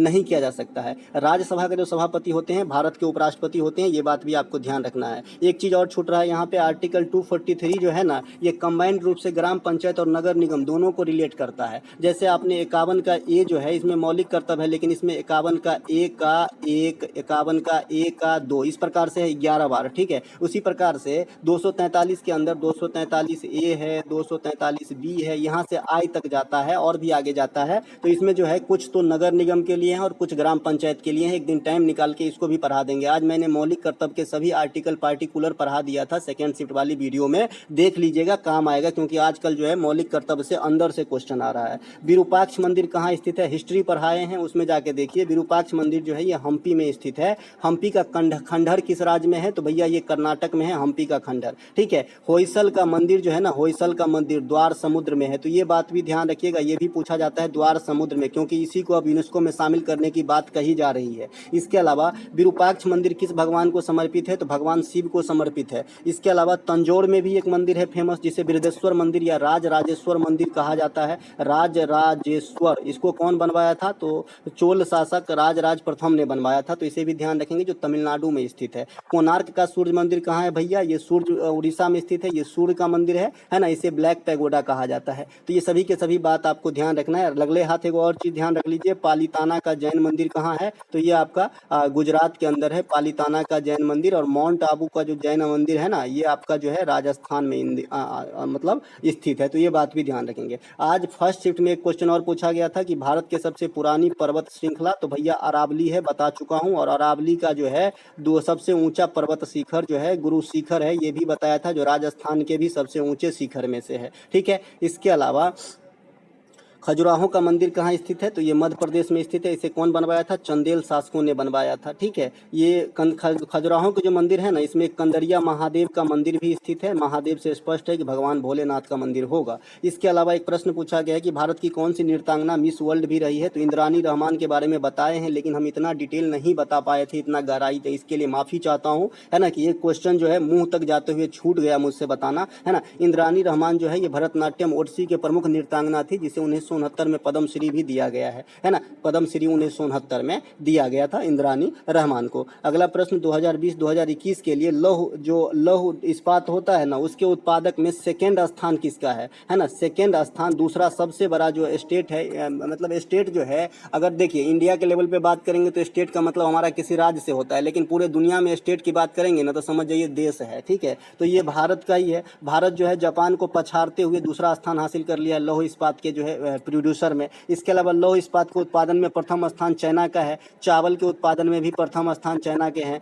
गेहूं के उत्पादन में भी प्रथम स्थान चाइना का ही है, तो ये बात भी ध्यान रखेंगे। मोटा अनाज के उत्पादन में प्रथम स्थान यूएसए का है, तो ये बात भी ध्यान रखेंगे। इसके अलावा भारत में लौह अयस्क उत्पादन में प्रथम स्थान वर्तमान में जो है उड़ीसा का है। सबसे ज्यादा खनन करता है उड़ीसा का बादाम पहाड़, ठीक है। लेकिन जो मतलब जो भंडारण है ना, ये कद्रमुख को जो लोही खान है, ये आपका कहाँ पे है, कर्नाटक के अंदर है। यहाँ पे भंडारण ज्यादा है, लेकिन उत्पादन जो है उड़ीसा कर रहा है। इसके अलावा उड़ीसा जो है मैग्नीज वगैरह का भी उत्पादन कर लेता है, क्रोमियम का भी उत्पादन कर लेता है ना। एमपी जो है, एमपी वर्तमान में तांबा का सबसे ज़्यादा उत्पादक है, तो ये बात भी ध्यान रखना है। भारत में सबसे अधिक लौह अयस्क का निर्यात जो है मारमा गोवा बंदरगाह से होता है, जो गोवा के अंदर स्थित है और पश्चिमी घाटीय बंदरगाह है, तो ये बात भी आपको ध्यान रखना है। अगला एक प्रश्न पूछा गया था कि प्राचीन भारत में कम्माकर क्या था। देखिए, प्राचीन भारत में कम्माकर वो आदमी होता था जो मजदूर होता था, खेत में काम करता था, लेकिन उसके पास अपना कोई खेत नहीं होता था, पट्टा लेके काम करता था, तो इसे भूमिहर खेतीहर कहा जा सकता है कर्माकर के। आप लोग बताइएगा कि इसमें ऑप्शन में था कि नहीं। घर्षण को कम करने वाले पदार्थ को क्या कहा जाता है, तो घर्षण के कम करने वाले पदार्थ को दादा स्नेहक कहा जाता है, स्नेहक स्नेहक स्नेहक, चिकनाई, लुब्रिकेंट जिसे बोलते हैं, ठीक है। नाभिकीय रिएक्टर में जो मतलब किसका प्रयोग होता है, नाभिकीय रिएक्टर में जो मंदक के रूप में किसका प्रयोग होता है, मॉडरेटर के रूप में, तो भैया कैडमियम और बोरॉन का प्रयोग होता है नाभिकीय रिएक्टर में। अब नाभिकीय रिएक्टर क्या होता है, किस सिद्धांत पे कार्य करता है, बता चुका हूँ। नाभिकीय रिएक्टर जो है ये विखंडन के सिद्धांत पे कार्य करता है, जिससे हमें ऊर्जा की प्राप्ति होती है, और सूर्य के अंदर जो हमें प्रकाश की प्राप्ति होती है ये नाभिकीय संलयन के अनुसार जो है काम करता है। तो दोनों बात ध्यान रखेंगे, सूर्य के अंदर नाभिकीय संलयन की अभिक्रिया होती है, ज्वाइंट वाली। संलयन क्या होता है, जुड़ना, और विखंडन क्या होता है, टूटना। तो जो नाभिकीय रिएक्टर है वो विखंडन के सिद्धांत पे, और सूर्य के अंदर जो हमें ऊर्जा प्राप्ति होती है ये आपका संलयन के सिद्धांत पे कार्य करता है। नाभिकीय रिएक्टर में ग्रेफाइट का इस्तेमाल मंदक के रूप में किया जाता है, और भारी जल का भी। भारी जल का सूत्र D2O होता है, क्योंकि आप जानते हैं कि हाइड्रोजन के 3 समस्थानिक होते हैं, ड्यूटियम, पोटेशियम और ट्राइटियम। उसमें से D को लेके जो है भारी जल बनाया गया है, D2O, ड्यूटियम ऑक्साइड। इसके अलावा एक प्रश्न पूछा गया है कि अनुच्छेद 40 में ग्राम पंचायत से संबंधित है, संविधान के किस भाग में। तो आपको पता है ना, मैं सब दिन रटाते आया हूँ, 36 से 51 भाग 4 है ना। 12 से 35 जो है भाग 3 है ना। 11 से लेकर एक सेकेंड 5 से लेकर 11 तक जो है ये आपका भाग 2 है ना। तो इस प्रकार से अगर भाग 5 की बात करेंगे तो 52 से लेके 151 तक का जो है भाग 5 है, 152 से लेके 237 तक जो है भाग 6 है। इस प्रकार से आपको याद रखना है जी, काम आवेगा, है ना। तो चलिए फिर से रिवीजन कर लेते हैं कि इस भाग का मैं आर्टिकल तो बता दिया, लेकिन इसमें क्या क्या है। 36 से 51 तक जो है DPSP है, नीति निषेध तत्व है, जो भाग 4 में है। भाग 3 में फंडामेंटल राइट है, 12 से 35 है। भाग 2 में सिटीजनशिप है, 5 से 11 नागरिकता है। इसके अलावा भाग 5 में संघ है, यूनियन है, 52 से लेकर 151 तक है। भाग 6 में द स्टेट्स यानी राज्य है, 152 से 237 तक है। तो 237 आर्टिकल तो आप 5-6 भाग में लपेट दिए जी, तो आपको अंदाजा तो आ जाएगा ना कि भाई 40 है ग्राम पंचायत है। क्या करता है ग्राम पंच, मामलों को निपटारा करता है, यानी जन समूह के हित में है। तो ये कहाँ रहेगा, DPSP में रहेगा। तो DPSP का दायरा कहाँ से कहाँ तक है, 36 से 51 के बीच, तो भाग 4 में है। सिंपल सी बात है ना। तो ये जो है ग्राम पंचायत के बारे में ज़्यादा तो मैं बता ही दिया इसके अलावा इसी वीडियो में। और जो नियम तत्व है, ये जो DPSP है, ये आयरलैंड के संविधान से लिया गया है। आयरलैंड के संविधान से एक चीज़ और लिया गया है कि जो 12 सदस्य को राज्यसभा में मनोनयन करते हैं आपका प्रेसिडेंट, तो ये भी प्रथा जो है आयरलैंड के संविधान से ही लिया गया है। आयरिश लेडी थी एनी बेसेंट, जो इससे भारतीय स्वतंत्रता संग्राम में काफ़ी योगदान दिया है, तो ये बात भी ध्यान रखेंगे। अनुच्छेद 36 से 51 के बीच भाग 4 है DPSP, ये मैंने बता ही दिया। इसके अलावा एक प्रश्न पूछा गया था कि पेरिस मास्टर 2022 का विनर कौन है। मुझे इस क्वेश्चन का आंसर पता नहीं है, अगर आप लोगों को पता हो तो मुझे कमेंट कीजिएगा, ठीक है।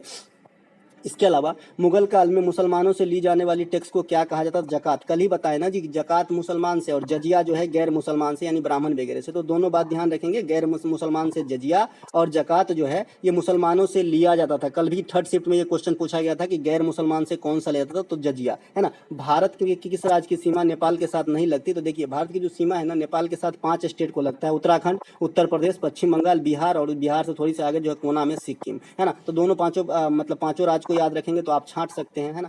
तो इस प्रकार से दोस्तों आज के थर्ड शिफ्ट में सभी प्रश्नों के एनालिसिस। अगर आपको अच्छा लगे तो लाइक कर लीजिएगा। मिलेंगे हम कंबाइंड शिफ्ट वाली वीडियो में, तब तक के लिए जय हिंद। नमस्कार दोस्तों, स्वागत है आपका अपना यूट्यूब चैनल टुडे एग्जाम पर। दोस्तों जैसा कि आज है 16 जून 2023 और आज जो है MTS का एग्जाम था। सेकेंड शिफ्ट की भी एग्जाम समाप्त हो गई है। सेकेंड शिफ्ट के एग्जाम में जीके और इंग्लिश के सेक्शन से जो भी वर्ड पूछे गए सभी प्रश्नों को लेकर आ गया हूं। दोस्तों जैसा कि आप जानते हैं मैं आपको 100% ओरिजिनल प्रश्नों के साथ साथ इंपॉर्टेंट एक्स्ट्रा फैक्ट भी दूंगा जो आपके एग्जाम में हूबहू छप जाते हैं। और जिन भाइयों ने ये कहा है कि मुझे बहुत फ़ायदा मिला, मैं इतना कर क्वेश्चन लिया या आपकी थोड़ा हेल्प मिला, उन सभी का धन्यवाद, आभार व्यक्त करने के लिए। चलिए दोस्तों शुरू करते हैं आज का ये वीडियो, ठीक है। एक प्रश्न पूछा गया था, सोनू निगम को पद्मश्री कब दिया गया है। देखिए सोनू निगम को जो है पिछले साल है ना, पद्मश्री दिया गया था 2022 ईस्वी में, तो इसे भी ध्यान रखेंगे। और इस साल जो सिनेमा के क्षेत्र से जो पुरस्कार मिला है, मैं बार बार बताते आ रहा हूँ, रवीना टंडन को दिया है। तो रवीना टंडन को जरूर पूछा जाएगा आगामी एग्जाम्स में, जैसे सीजीएल वगैरह में रवीना टंडन जो है टॉप पे रहेगा, है ना, तो इसे भी ध्यान रखेंगे। साथ ही साथ इस बार के जो पद्म अवार्ड मिले हैं 23 वाले, इसमें जो है आपको 6 आदमी को पद्म विभूषण मिला है, जिसमें से 2 आदमी को जरूर याद रखना है। एक तो आपका मुलायम सिंह को याद रखना है ना, और एक आपका जाकिर हुसैन साहब का याद रखना है, क्योंकि इन दोनों का जो है निधन हो चुका है, ठीक है। और ये दोनों ही पद्म विभूषण जीत चुके हैं 2023 वाला, तो इन दोनों को जो है ध्यान रखेंगे। जाकिर हुसैन साहब तबला से संबंधित है, वहीं मुलायम सिंह, इनसे नेताजी कहा जाता है, उत्तर प्रदेश के भूतपूर्व जो है चीफ मिनिस्टर रहे हैं, ठीक है, और अखिलेश यादव के जो है पिताजी हैं, है ना, तो इनको मिला है इस बार के लिए, ठीक है।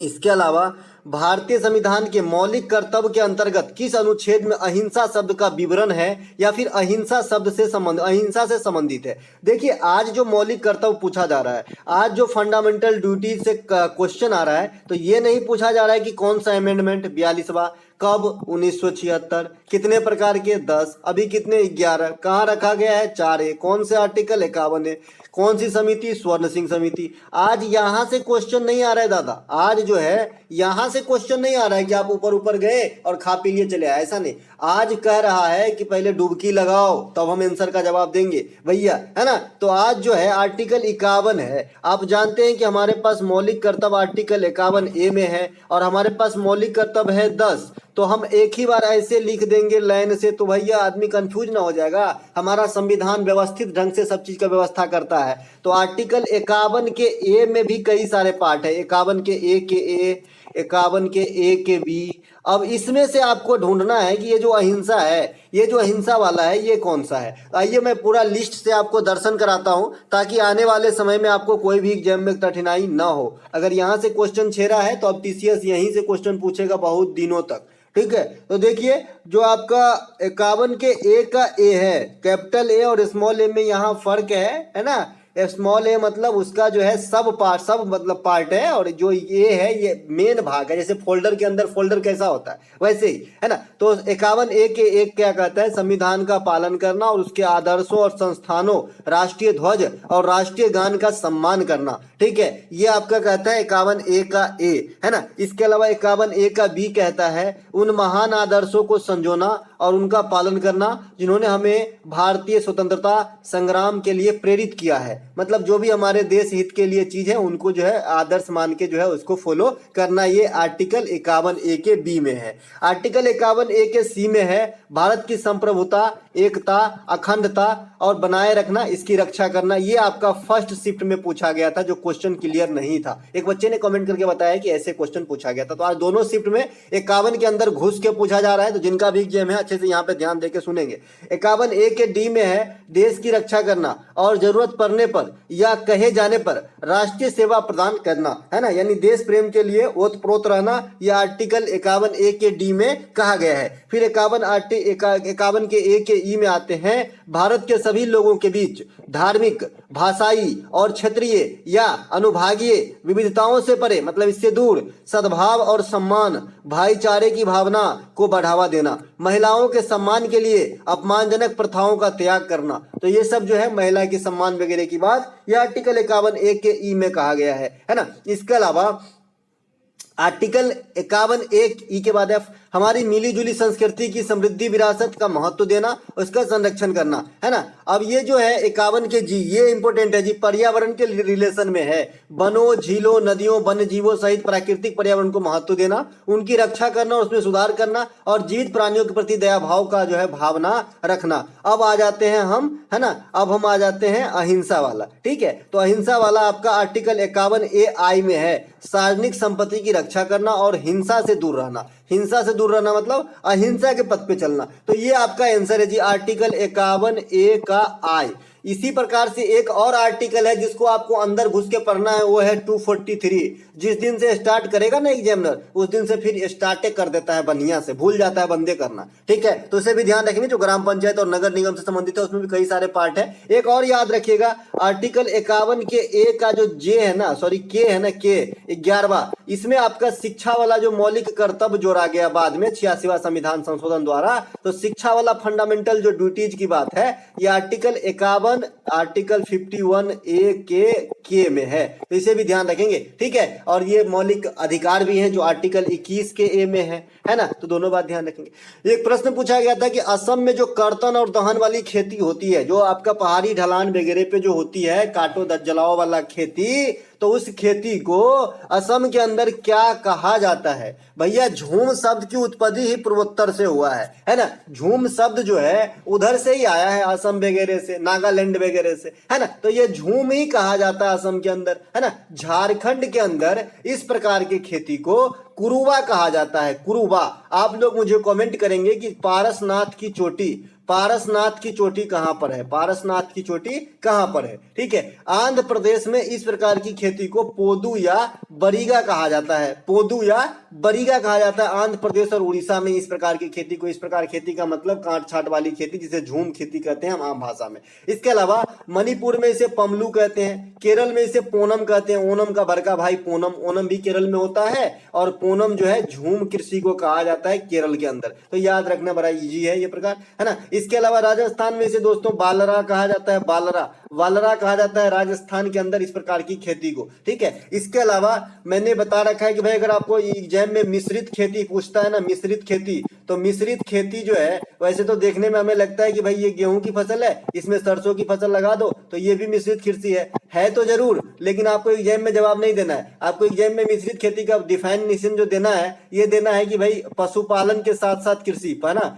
पशुपालन प्लस कृषि अगर साथ में हो रही हो तो इस प्रकार की व्यवस्था को हम मिश्रित खेती नाम दे देते हैं, ठीक है, ये ध्यान रखेंगे। इसके अलावा एक आपसे पूछा जाता है कि बिना मिट्टी के जो पौधा या फिर खेती करने की जो विधि है उसे क्या कहते हैं? तो उसे हाइड्रोपोनिक्स कहते हैं। क्या कहते हैं? हाइड्रोपोनिक्स कहते हैं। तो ये बात भी ध्यान रखेंगे, इसमें खाली पानी से खेती होता है, और इस प्रकार की खेती जो है जनरली साग सब्जी वगैरह के लिए किया जाता है, ये धान गेहूं के लिए नहीं संभव है, ठीक है। साग सब्जी के लिए एक फैक्ट्री लगा देती है, इस प्रकार से पाइप रहता है और एक पानी की ड्रेनेज बनी रहती है, जो सिस्टम पानी एक बार जाएगा और यही पानी रिटर्न होकर फिर से जाएगा, ऐसा कुछ व्यवस्था रहता है। और इसमें जो है पौधों को लगा देते हैं थोड़ी थोड़ी दूर पे, है ना। इसके जड़ जो है पानी में तैरते रहते हैं और पानी में जो है मिनरल वगैरह डाल देते हैं, खाद वगैरह, मिट्टी नहीं रहता है, ठीक है। ये छत पे भी लोग कर सकता है इस प्रकार की खेती, से हाइड्रोपोनिक्स कहते हैं, बिना मिट्टी का खेती। बाद बाकी जानकारी के लिए आप कहीं से गूगल वगैरह में हाइड्रोपोनिक्स देख सकते हैं।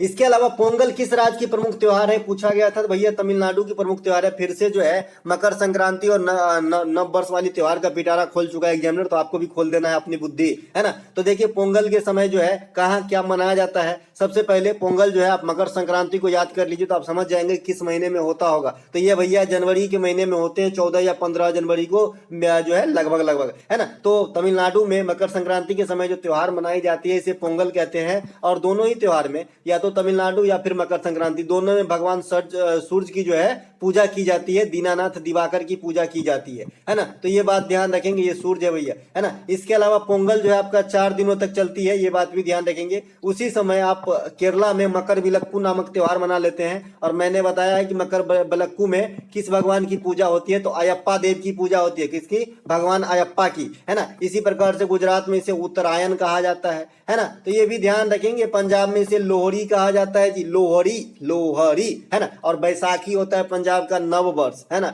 और यहाँ पे मैं नव वर्ष को आपको रिलेट कर दूं तो तमिलनाडु के नव वर्ष को पोतांदु कहा जाता है। बहुत बच्चे कंफ्यूजे रहता है। जो नव वर्ष होता है ना जनरली अप्रैल महीने में होता है जी, और जो मकर संक्रांति के समय होती है वो जनरली जो है आपका किस महीने में होता है, तो ये जनवरी में होता है, ठीक है। तो ये पोतांदु हो जाएगा। केरल में अगर नव वर्ष की बात करें तो विशु हो जाएगा, महाराष्ट्र में गुड़ी पाड़वा हो जाएगा, गुजरात में खाली पाड़वा हो जाएगा, पंजाब और हरियाणा में बैसाखी हो जाएगा, है ना। असम के अंदर बिहू ही होगा, क्योंकि बिहू 3 प्रकार के होते हैं। एक तो मकर संक्रांति के समय होता है, एक बैसाखी बिहू होता है, एक माघी बिहू होता है ना। 3 प्रकार के बिहू होता है, तो इसे भी ध्यान रखेंगे, है ना। चलते हैं आगे। अगला 13वां नवा महोत्सव, ये भी आपका नववर्ष त्योहार है। नबरे नबरे जो जम्मू कश्मीर लद्दाख वगैरह में होगा तो ये भी आपका जो है नववर्ष त्योहार है। अब यहाँ पे मैंने बताया पोंगल 4 दिनों तक चलती है और सूर्य भगवान की पूजा की जाती है। छठ पूजा जो बिहार में होती है ये भी 4 दिन तक चलती है, इसमें भगवान सूर्य की पूजा होती है। ठीक है, अगर देखिए अभी 1 या 2 दिन पहले जो है छठ के दूसरे दिन का आपको पूछा गया था कि क्या कहते हैं, है ना। तो पहला दिन का नहाय खाय कहा जाता है ना। दूसरे दिन को जो है, दूसरे दिन को खरना कहा जाता है ना, खरना।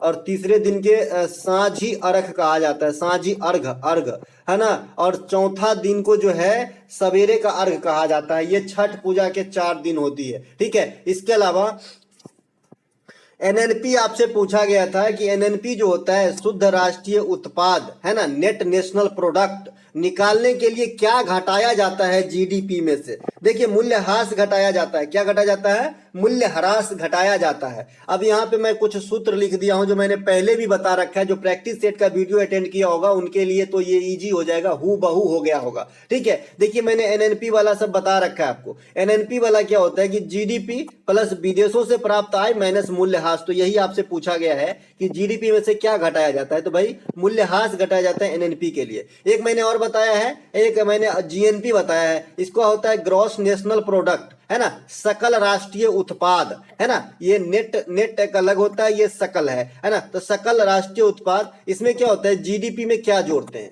तो जीडीपी में हम वो चीज जोड़ते हैं जैसे राम चला गया सऊदी अरब, वहां से 2 लाख रुपया महीना कमा रहा है, तो ये जो राम की इनकम आ रही है ये इस जीडीपी में जोड़ा जाएगा। और एक बच्चा का नाम जॉन है, इंग्लैंड के रहने वाले हैं, इंडिया में इन्फोसिस कंपनी के जो ब्रांच है उसमें काम कर रहे हैं और पैसे भेज रहे हैं इंग्लैंड। तो जो जॉन कमा रहा है विदेशी होकर इंडिया के अंदर, उस रकम को हम घटा देते हैं, तो इससे निकलता है हमारा जीएनपी, है ना, ग्रॉस नेशनल प्रोडक्ट। ठीक है, इसके अलावा नीचे में यही चीज लिखा गया है, एनएनपी का नेट नेशनल प्रोडक्ट और जीएनपी का ग्रॉस नेशनल प्रोडक्ट। जीडीपी तो आप जानते हैं ग्रॉस डोमेस्टिक प्रोडक्ट, सकल घरेलू उत्पाद। देखिए किसी भी देश की जो मतलब सबसे अच्छी स्थिति पता लगाने की है ये एनएनपी से ही लगाया जाता है। तो ये बात भी ध्यान रखेंगे, जिसे आम भाषा में आप राष्ट्रीय आय कहते हैं, है ना। तो ये बात भी आपको ध्यान रखना है। ठीक है, इसके अलावा जो आपका चंपारण सत्याग्रह कब हुआ था, तो चंपारण सत्याग्रह जो है देश की इनकम कहते हैं भाई। नेट नेशनल प्रोडक्ट मतलब क्या, सब कुछ घटा छिटा के काट फाट के, जैसे पगार 2 प्रकार से मिलता है। अगर आप नौकरी करने आओगे तो ग्रॉस सैलरी बनता है आपका, एक नेट सैलरी बनता है। तो ग्रॉस सैलरी में क्या होता है, जो भी कटिंग पटिंग रहता है, जैसे आपका एनपीएस कटेगा या फिर जिस स्टेट में आप काम करोगे उस स्टेट का गवर्नमेंट आपको 200 या 300 जो इनकम फिक्स है, मतलब रकम फिक्स है, उतना काटेगा। फिर आप कोई चीज जैसे यूनियन वगैरह ज्वाइन करोगे तो उसका पैसा कटेगा। तो ग्रॉस में अलग बात होती है, ग्रॉस ज्यादा होता है हमेशा, नेट हमेशा ग्रॉस से कम होती है, और नेट जो होती है वो शुद्ध होती है। ठीक है, इसीलिए राष्ट्रीय आय का अनुमान लगाने में एनएनपी का इस्तेमाल होता है, नेट नेशनल प्रोडक्ट का। चंपारण सत्याग्रह कब हुआ था भैया? 1917 में, सब दिन बताते आए। अब गांधी इरा में थोड़ा सा आ जाइए, 2 मिनट के लिए गांधी युग में आपको मैं ले चलता हूं। आपको मैं एकदम बता रहा हूं, गांधी जी से एक भी क्वेश्चन अगर एग्जाम में छूट जाए बस इस वीडियो से भाई, है ना, तो मुझे बता देना, मैं यहीं रहूंगा भाई, है ना। गांधी जी सबसे पहले देखिए दक्षिण अफ्रीका गए थे 1893 में। 1915 में इंडिया लौटे थे 9 जनवरी को। आपसे एक क्वेश्चन पूछा गया था, है ना, एक क्वेश्चन पूछा गया था कि जब गांधी जी इंडिया लौटे तो उस समय इनकी उम्र कितनी थी, तो भैया 46 वर्ष के करीब थी। ठीक है, ये बात ध्यान रखेंगे, आप भी जोड़ सकते हैं, गणित तो हमसे आपका ज्यादा तेज है ही। इसके अलावा गांधी जी का पहला सत्याग्रह जो हुआ ये दक्षिण अफ्रीका में 1906 ईस्वी में हुआ। ये स्थिति कहां से उत्पन्न होती है कि गांधी जी के तो ऐसे कई बार दक्षिण अफ्रीका में इस प्रकार की जो है कदम उठाने के लिए मतलब प्रेरित अपने आप को किया, लेकिन सबसे बड़ा जो घटना हुआ वहां पे वो ट्रेन सफर कर रहे थे तो वहां फर्स्ट क्लास से इनको जो है उतार दिया गया था। ठीक है, मतलब काले घोड़े के भेद के चलते, है ना। तो यहां से जो है इन्होंने अपनी कदम में जो मतलब क्या बोलते हैं, राजनीतिक में काफी सक्रियता ला लिया अपने आप को। ठीक है, इसके अलावा गांधी जी का भारत में प्रथम सत्याग्रह चंपारण सत्याग्रह, चूंकि 15 में लौटे तो 17 में चंपारण सत्याग्रह होती है। ये कहां पे होती है? बिहार के अंदर होती है। किस लिए होती है? तीनकठिया पद्धति। तीनकठिया पद्धति क्या था? नील की खेती 1/3 में करना अनिवार्य, है ना। तो बिहार इनको आमंत्रण के लिए कौन भेजा था? तो राजकुमार शुक्ल जो है आमंत्रण किए थे कि भैया आइए और हमारी प्रॉब्लम से मुझे निजात दिलाइए। देखिए जो आपका गांधी जी दक्षिण अफ्रीका में एक नटाल भारतीय कांग्रेस का स्थापना करता है, तो इन्हें भी ध्यान रखेंगे। ये सीएचएसएल के एग्जाम में शायद पूछ दिया गया था एक साल, है ना, तो इन्हें भी ध्यान रखेंगे। इसके अलावा गांधी जी के आप चंपारण सत्याग्रह हो गया। अब लगले में आ जाइए, तो लगले में हो गया खेरा सत्याग्रह। खेरा सत्याग्रह कहां पे है? 1918 में खेरा सत्याग्रह। ये किस लिए था भाई? तो ये बढ़ता हुआ टैक्स, लगान पे रोक लगाने के लिए। एक अहमदाबाद सत्याग्रह उसी साल 1918 में, ये किस लिए था? तो मिल मजदूर से संबंधित था। ठीक है, तो ये बात भी ध्यान रखेंगे दोनों। इसके अलावा 1920 में, यहाँ पे थोड़ा सा कट हो गया है, 120 हो गया। 120 ईस्वी में तो कोई थे ही नहीं हम लोग। 1920 ईस्वी में जो है यहाँ पे गांधी जी का असहयोग आंदोलन होता है, राइट। ये असहयोग आंदोलन 1922 में चौरा चोरी हत्याकांड के कारण जो है बंद हो गया था, तो ये बात भी ध्यान रखेंगे। इसी के बाद जो है 1923 में मोतीलाल नेहरू और चित्तरंजन दास M+C है ना, इन्होंने जो है स्वराज पार्टी की स्थापना करी थी। तो ये दोनों बात ध्यान रखेंगे। लगातार में आएंगे तो 1924 में HRA का, हसरा का जो छोटका भाई है HRA, हिंदुस्तान है ना, हिंदुस्तान वाला नहीं है, रिपब्लिकन एसोसिएशन, बाद में यही हिंदुस्तान सोशलिस्ट रिपब्लिकन एसोसिएशन बना, तो 1924 में HRA आया था। 1925 की बात करेंगे तो इसमें भी बहुत कुछ हुआ है ना, 1925 में, 1926 में, 1927 में। आप लगातार जी याद रख सकते हैं, कोई ना कोई चीज तो हुआ ही रहता है, ठीक है, क्योंकि इंडिया में हर दिन कम से कम 2000-5000 जीके क्रिएट होता है भाई, है ना, समझ रहे हैं। इसके अलावा आ जाते हैं गांधी जी के 1920 तक पहुंचे थे हम। 1930 में आपका जो है दांडी मार्च होता है। 1942 में भारत छोड़ो आंदोलन होता है, डू और डाई का नारा इसी में दिए थे। गांधी इरविन समझौता 1931 में होता है, इसे दिल्ली समझौता भी कहा जाता है। इसके अलावा हमने खेरा और अहमदाबाद सत्याग्रह बता दिया है। गांधी जी कांग्रेस की अध्यक्षता जो है 1924 में बेलगांव अधिवेशन में किए थे। इसके अलावा गांधी जी के जो प्रमुख लेख है इनको भी ध्यान रखना है। पुस्तक का जो इनका नाम है इंडियन ओपिनियन, ये दक्षिण अफ्रीका में चलाए थे, ध्यान रखेंगे, दक्षिण अफ्रीका में चलाए थे, ठीक है। यंग इंडिया, हरिजन, नवजीवन, है ना, ये सभी my experiment with truth, Hind Swaraj, ये सभी के इंडिया ऑफ माय ड्रीम, ये सभी के सभी जो है पत्रिका गांधी जी के ही हैं, जिसमें माय एक्सपेरिमेंट विद ट्रूथ जो है उनकी आत्मकथा है, ठीक है। और ये हिंद स्वराज जो है ना, ये भी आपका साउथ अफ्रीका में ही चलाया था, नाम से ऐसा नहीं लग रहा है ना। इंडियन ओपिनियन भी साउथ अफ्रीका में ही चलाया था, दोनों बात ध्यान रखेंगे। इसके अलावा विजयनगर साम्राज्य किस शासक के समय निकालो कांटी भारत आती, देखिए हिस्ट्री का वीडियो दे दिया हूं, वहां से सीधे सीधे आ गया क्वेश्चन, है ना। तो ये संगम वंश के देवराय प्रथम के काल में आया जी, है ना, कौन? निकालो कांटी। अब जो संगम काल में एक और आए, अब्दुल रज्जाक, ये देवराव द्वितीय के काल में आए, जो इटली के रहने वाले थे। डोमिनिक पायस भी आए कृष्णदेव राय के काल में, पुर्तगाली थे। फैयान आए चंद्रगुप्त द्वितीय विक्रमादित्य के काल में, चाइनीज थे। हेनसांग आए हर्षवर्धन के काल में, है ना, चाइनीज थे। इब्न बतूता आए मोहम्मद बिन तुगलक के काल में, मोरक्कन थे, है ना। तो इस प्रकार से ध्यान रखेंगे, जो यात्री भारत आए हैं, क्यों आए पता नहीं, हम लोग को सरदर्द दे के गया ये लोग, है ना, क्वेश्चन बना के गया यार, है ना।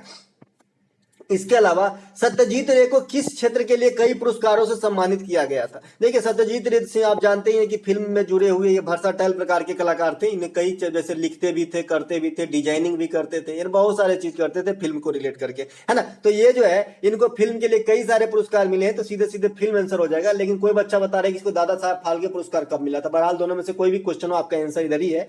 इनको जो है सत्यजीत रे साहब को राष्ट्रीय फिल्म पुरस्कार 32 बार मिला है, बाप रे। दादा साहब फाल्के पुरस्कार 1985 में दिया गया था। दादा साहब फाल्के पुरस्कार की शुरुआत मैंने बता रखा था 1969 में मिला है, देविका रानी को प्रथम बार मिला था। रेमन मैग्सेसे पुरस्कार जो है ये 1967 में इन्हें दिया गया था, किसको? सत्यजीत रे साहब को। भारत रत्न भी दिया जा चुका है 1992 में मरणोपरांत। तो ये तीनों चारों पांचों बात जो है इनकी अवार्ड को लेकर जरूर ध्यान रखें। पुष्प में स्त्री भाग को क्या कहा जाता है? देखिए मैंने स्त्री भाग और पुरुष भाग दोनों बता दिया, और यहां तक ये भी बताया है कि अगर ये ऑप्शन में नहीं तो नहीं रहे तो क्या रहेगा। देखिए स्त्री भाग को स्त्री केसर कहा जाता है, अगर ये नहीं रहेगा तो जयांग रहेगा, ठीक है। पुष्प के नर भाग को पुमंग कहा जाता है, अगर ये नहीं रहेगा तो पुंकेसर रहेगा। तो दोनों बात ध्यान रखेंगे, स्त्री भाग को और नर भाग के जो जनन अंग होते हैं उनको पुमंग और पुंकेसर, नर भाग के जयांग और स्त्री केसर मादा भाग के, है ना। इसके अलावा पत्ते के जो भाग हैं इनको भी आपको ध्यान रखना।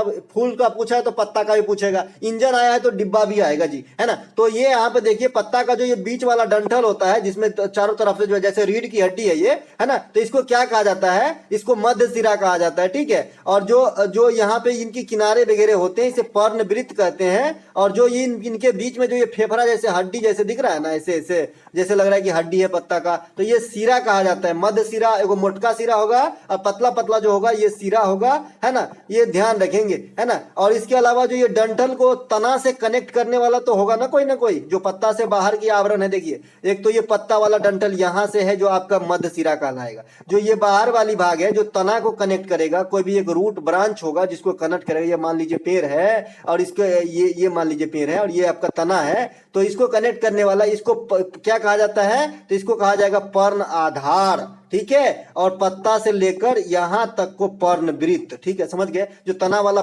जिसपे बैठा रहेगा ना पत्ता, जिसमें चिपका रहेगा वो पर्ण आधार है ना, और जहां से पत्ता स्टार्ट होता है इसके बीच में जो थोड़ा सा गिल्ली बच जाता है इसे पर्णवृत्त। तो इसको जरा 2-3 बार जरूर अच्छे से देख लें, यहाँ से क्वेश्चन आएगी। इसके अलावा इम्पर्टिनेंट का सिनोनिम्स पूछा गया है। देखिए इम्पर्टिनेंट माने उदंड होता है, एरोग्रेंट होता है, डिस्कॉर्टियस होता है, सैवेज बोल सकते हैं, सैवेज, ब्रूटल बोल सकते हैं, है ना। जो भी गवार टाइप से सेंस देता होगा ना वो इम्पर्टिनेंट हो जाएगा, जो किसी का बात ना माने। अनयील्डिंग भी कर सकते हो इसे, है ना। मृणालिनी साराभाई का संबंध किस नृत्य से है? भरतनाट्यम से। ये दर्पण स्टूडियो किए थे, है ना। इसके अलावा भरतनाट्यम के अन्य कलाकार रुक्मिणी देवी अरुणडेल, सोनल मानसिंह, बैजंती माला, टी बाला सरस्वती, एस.के. सरोज, तो ये सभी के सभी जो है भरतनाट्यम से संबंधित है। भरतनाट्यम किस शैली में होती है जी? कर्नाटक शैली में होती है, तो ये बात भी ध्यान रखेंगे, है ना। नटराज की प्रतिमा जो है ऐसा माना जाता है कि भरतनाट्यम में भगवान शिव की पूजा होती है। ये कौन सिद्ध करता है? नटराज की प्रतिमा। भरतनाट्यम जो नृत्य है ये भरत मुनि के नाट्य शास्त्र पर आधारित है ना। भरतनाट्यम जो नृत्य है ये सभी शास्त्रीय नृत्यों में सबसे पुरानी नृत्य है। भरतनाट्यम जो नृत्य है इसे अग्नि का नृत्य कहा जाता है। भरतनाट्यम नृत्य में 3 स्टेप होते हैं। तो ये सभी के सभी बात आपको ध्यान रखनी ही पड़ेंगी।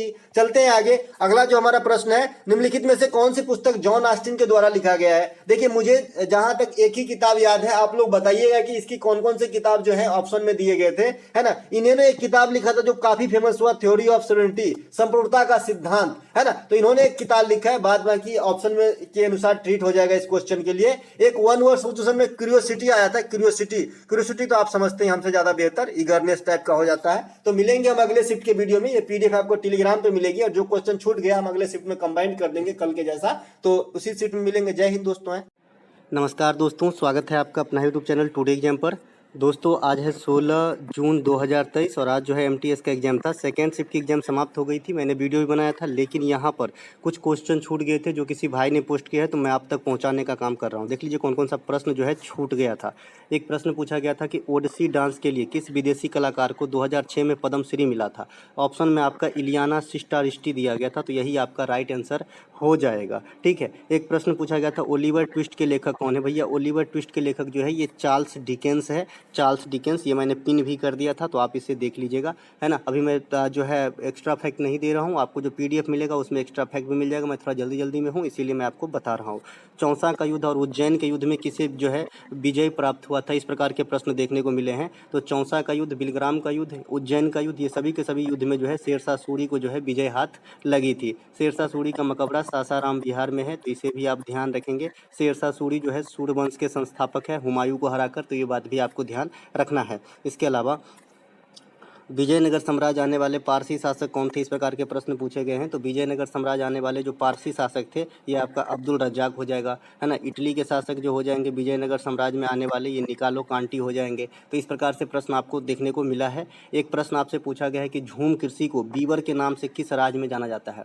ठीक है, तो झूमिंग कृषि को बीवर के नाम से जो है एमपी में जाना जाता है। वहीं पे झारखंड में इसे कुरुबा कहते हैं, इसी पे असम, नागालैंड वगैरह में इसे झूम कृषि ही कहते हैं। राजस्थान के अंदर इसे बालरा कहते हैं, आंध्र प्रदेश के अंदर इसे पोडू कहते हैं। तो इस प्रकार से झूम कृषि का नाम जगह बदलते ही नाम जो है चेंज हो जाता है, तो ये बात भी आपको ध्यान रखना है। ठीक है। झूम खेती जो है ये आपका पहाड़ी ढलानों वगैरह पे किया जाता है, इसे काट छांट वाली खेती भी कहा जाता है। ठीक है, चलते हैं आगे। अगला एक प्रश्न पूछा गया था, इनमें से 2022 में किसे पद्म सम्मान से सम्मानित किया गया था? ऑप्शन में आपका सोनू निगम जी थे, तो सोनू निगम को जो है 2022 में पद्मश्री सम्मान से सम्मानित किया गया है। 2023 ईस्वी में रवीना टंडन को, जो फिल्म इंडस्ट्री के हीरोइन है, तो इनको भी 2023 में जो पद्मश्री सम्मान है ये दिया गया है, तो ये भी ध्यान रखेंगे आने वाले एग्जाम्स के लिए। इसके अलावा एक प्रश्न पूछा गया था कि भारत की सीमा किस देश के साथ सबसे लंबी सीमा लगती है? तो बांग्लादेश के साथ सबसे लंबा सीमा लगता है भारत का 4096 किलोमीटर से भी अधिक। दूसरा स्थान पे जो है चीन है, और तीसरा स्थान पे जो है पाकिस्तान है, और सबसे छोटा सीमा जो लगता है ये अफगानिस्तान के साथ लगता है 106 किलोमीटर। तो ये सभी के सभी बात को जो है आपको ध्यान रखना है आने वाले शिफ्ट के लिए। इसके अलावा देखिए दोस्तों, मुझे ऐसा लगा कि ये क्वेश्चन आप तक पहुंचाना जरूरी है, क्योंकि इतना क्वेश्चन छूट गया, करीब 9-10 क्वेश्चन, तो आपको जरूर पहुंचा दूं, है ना।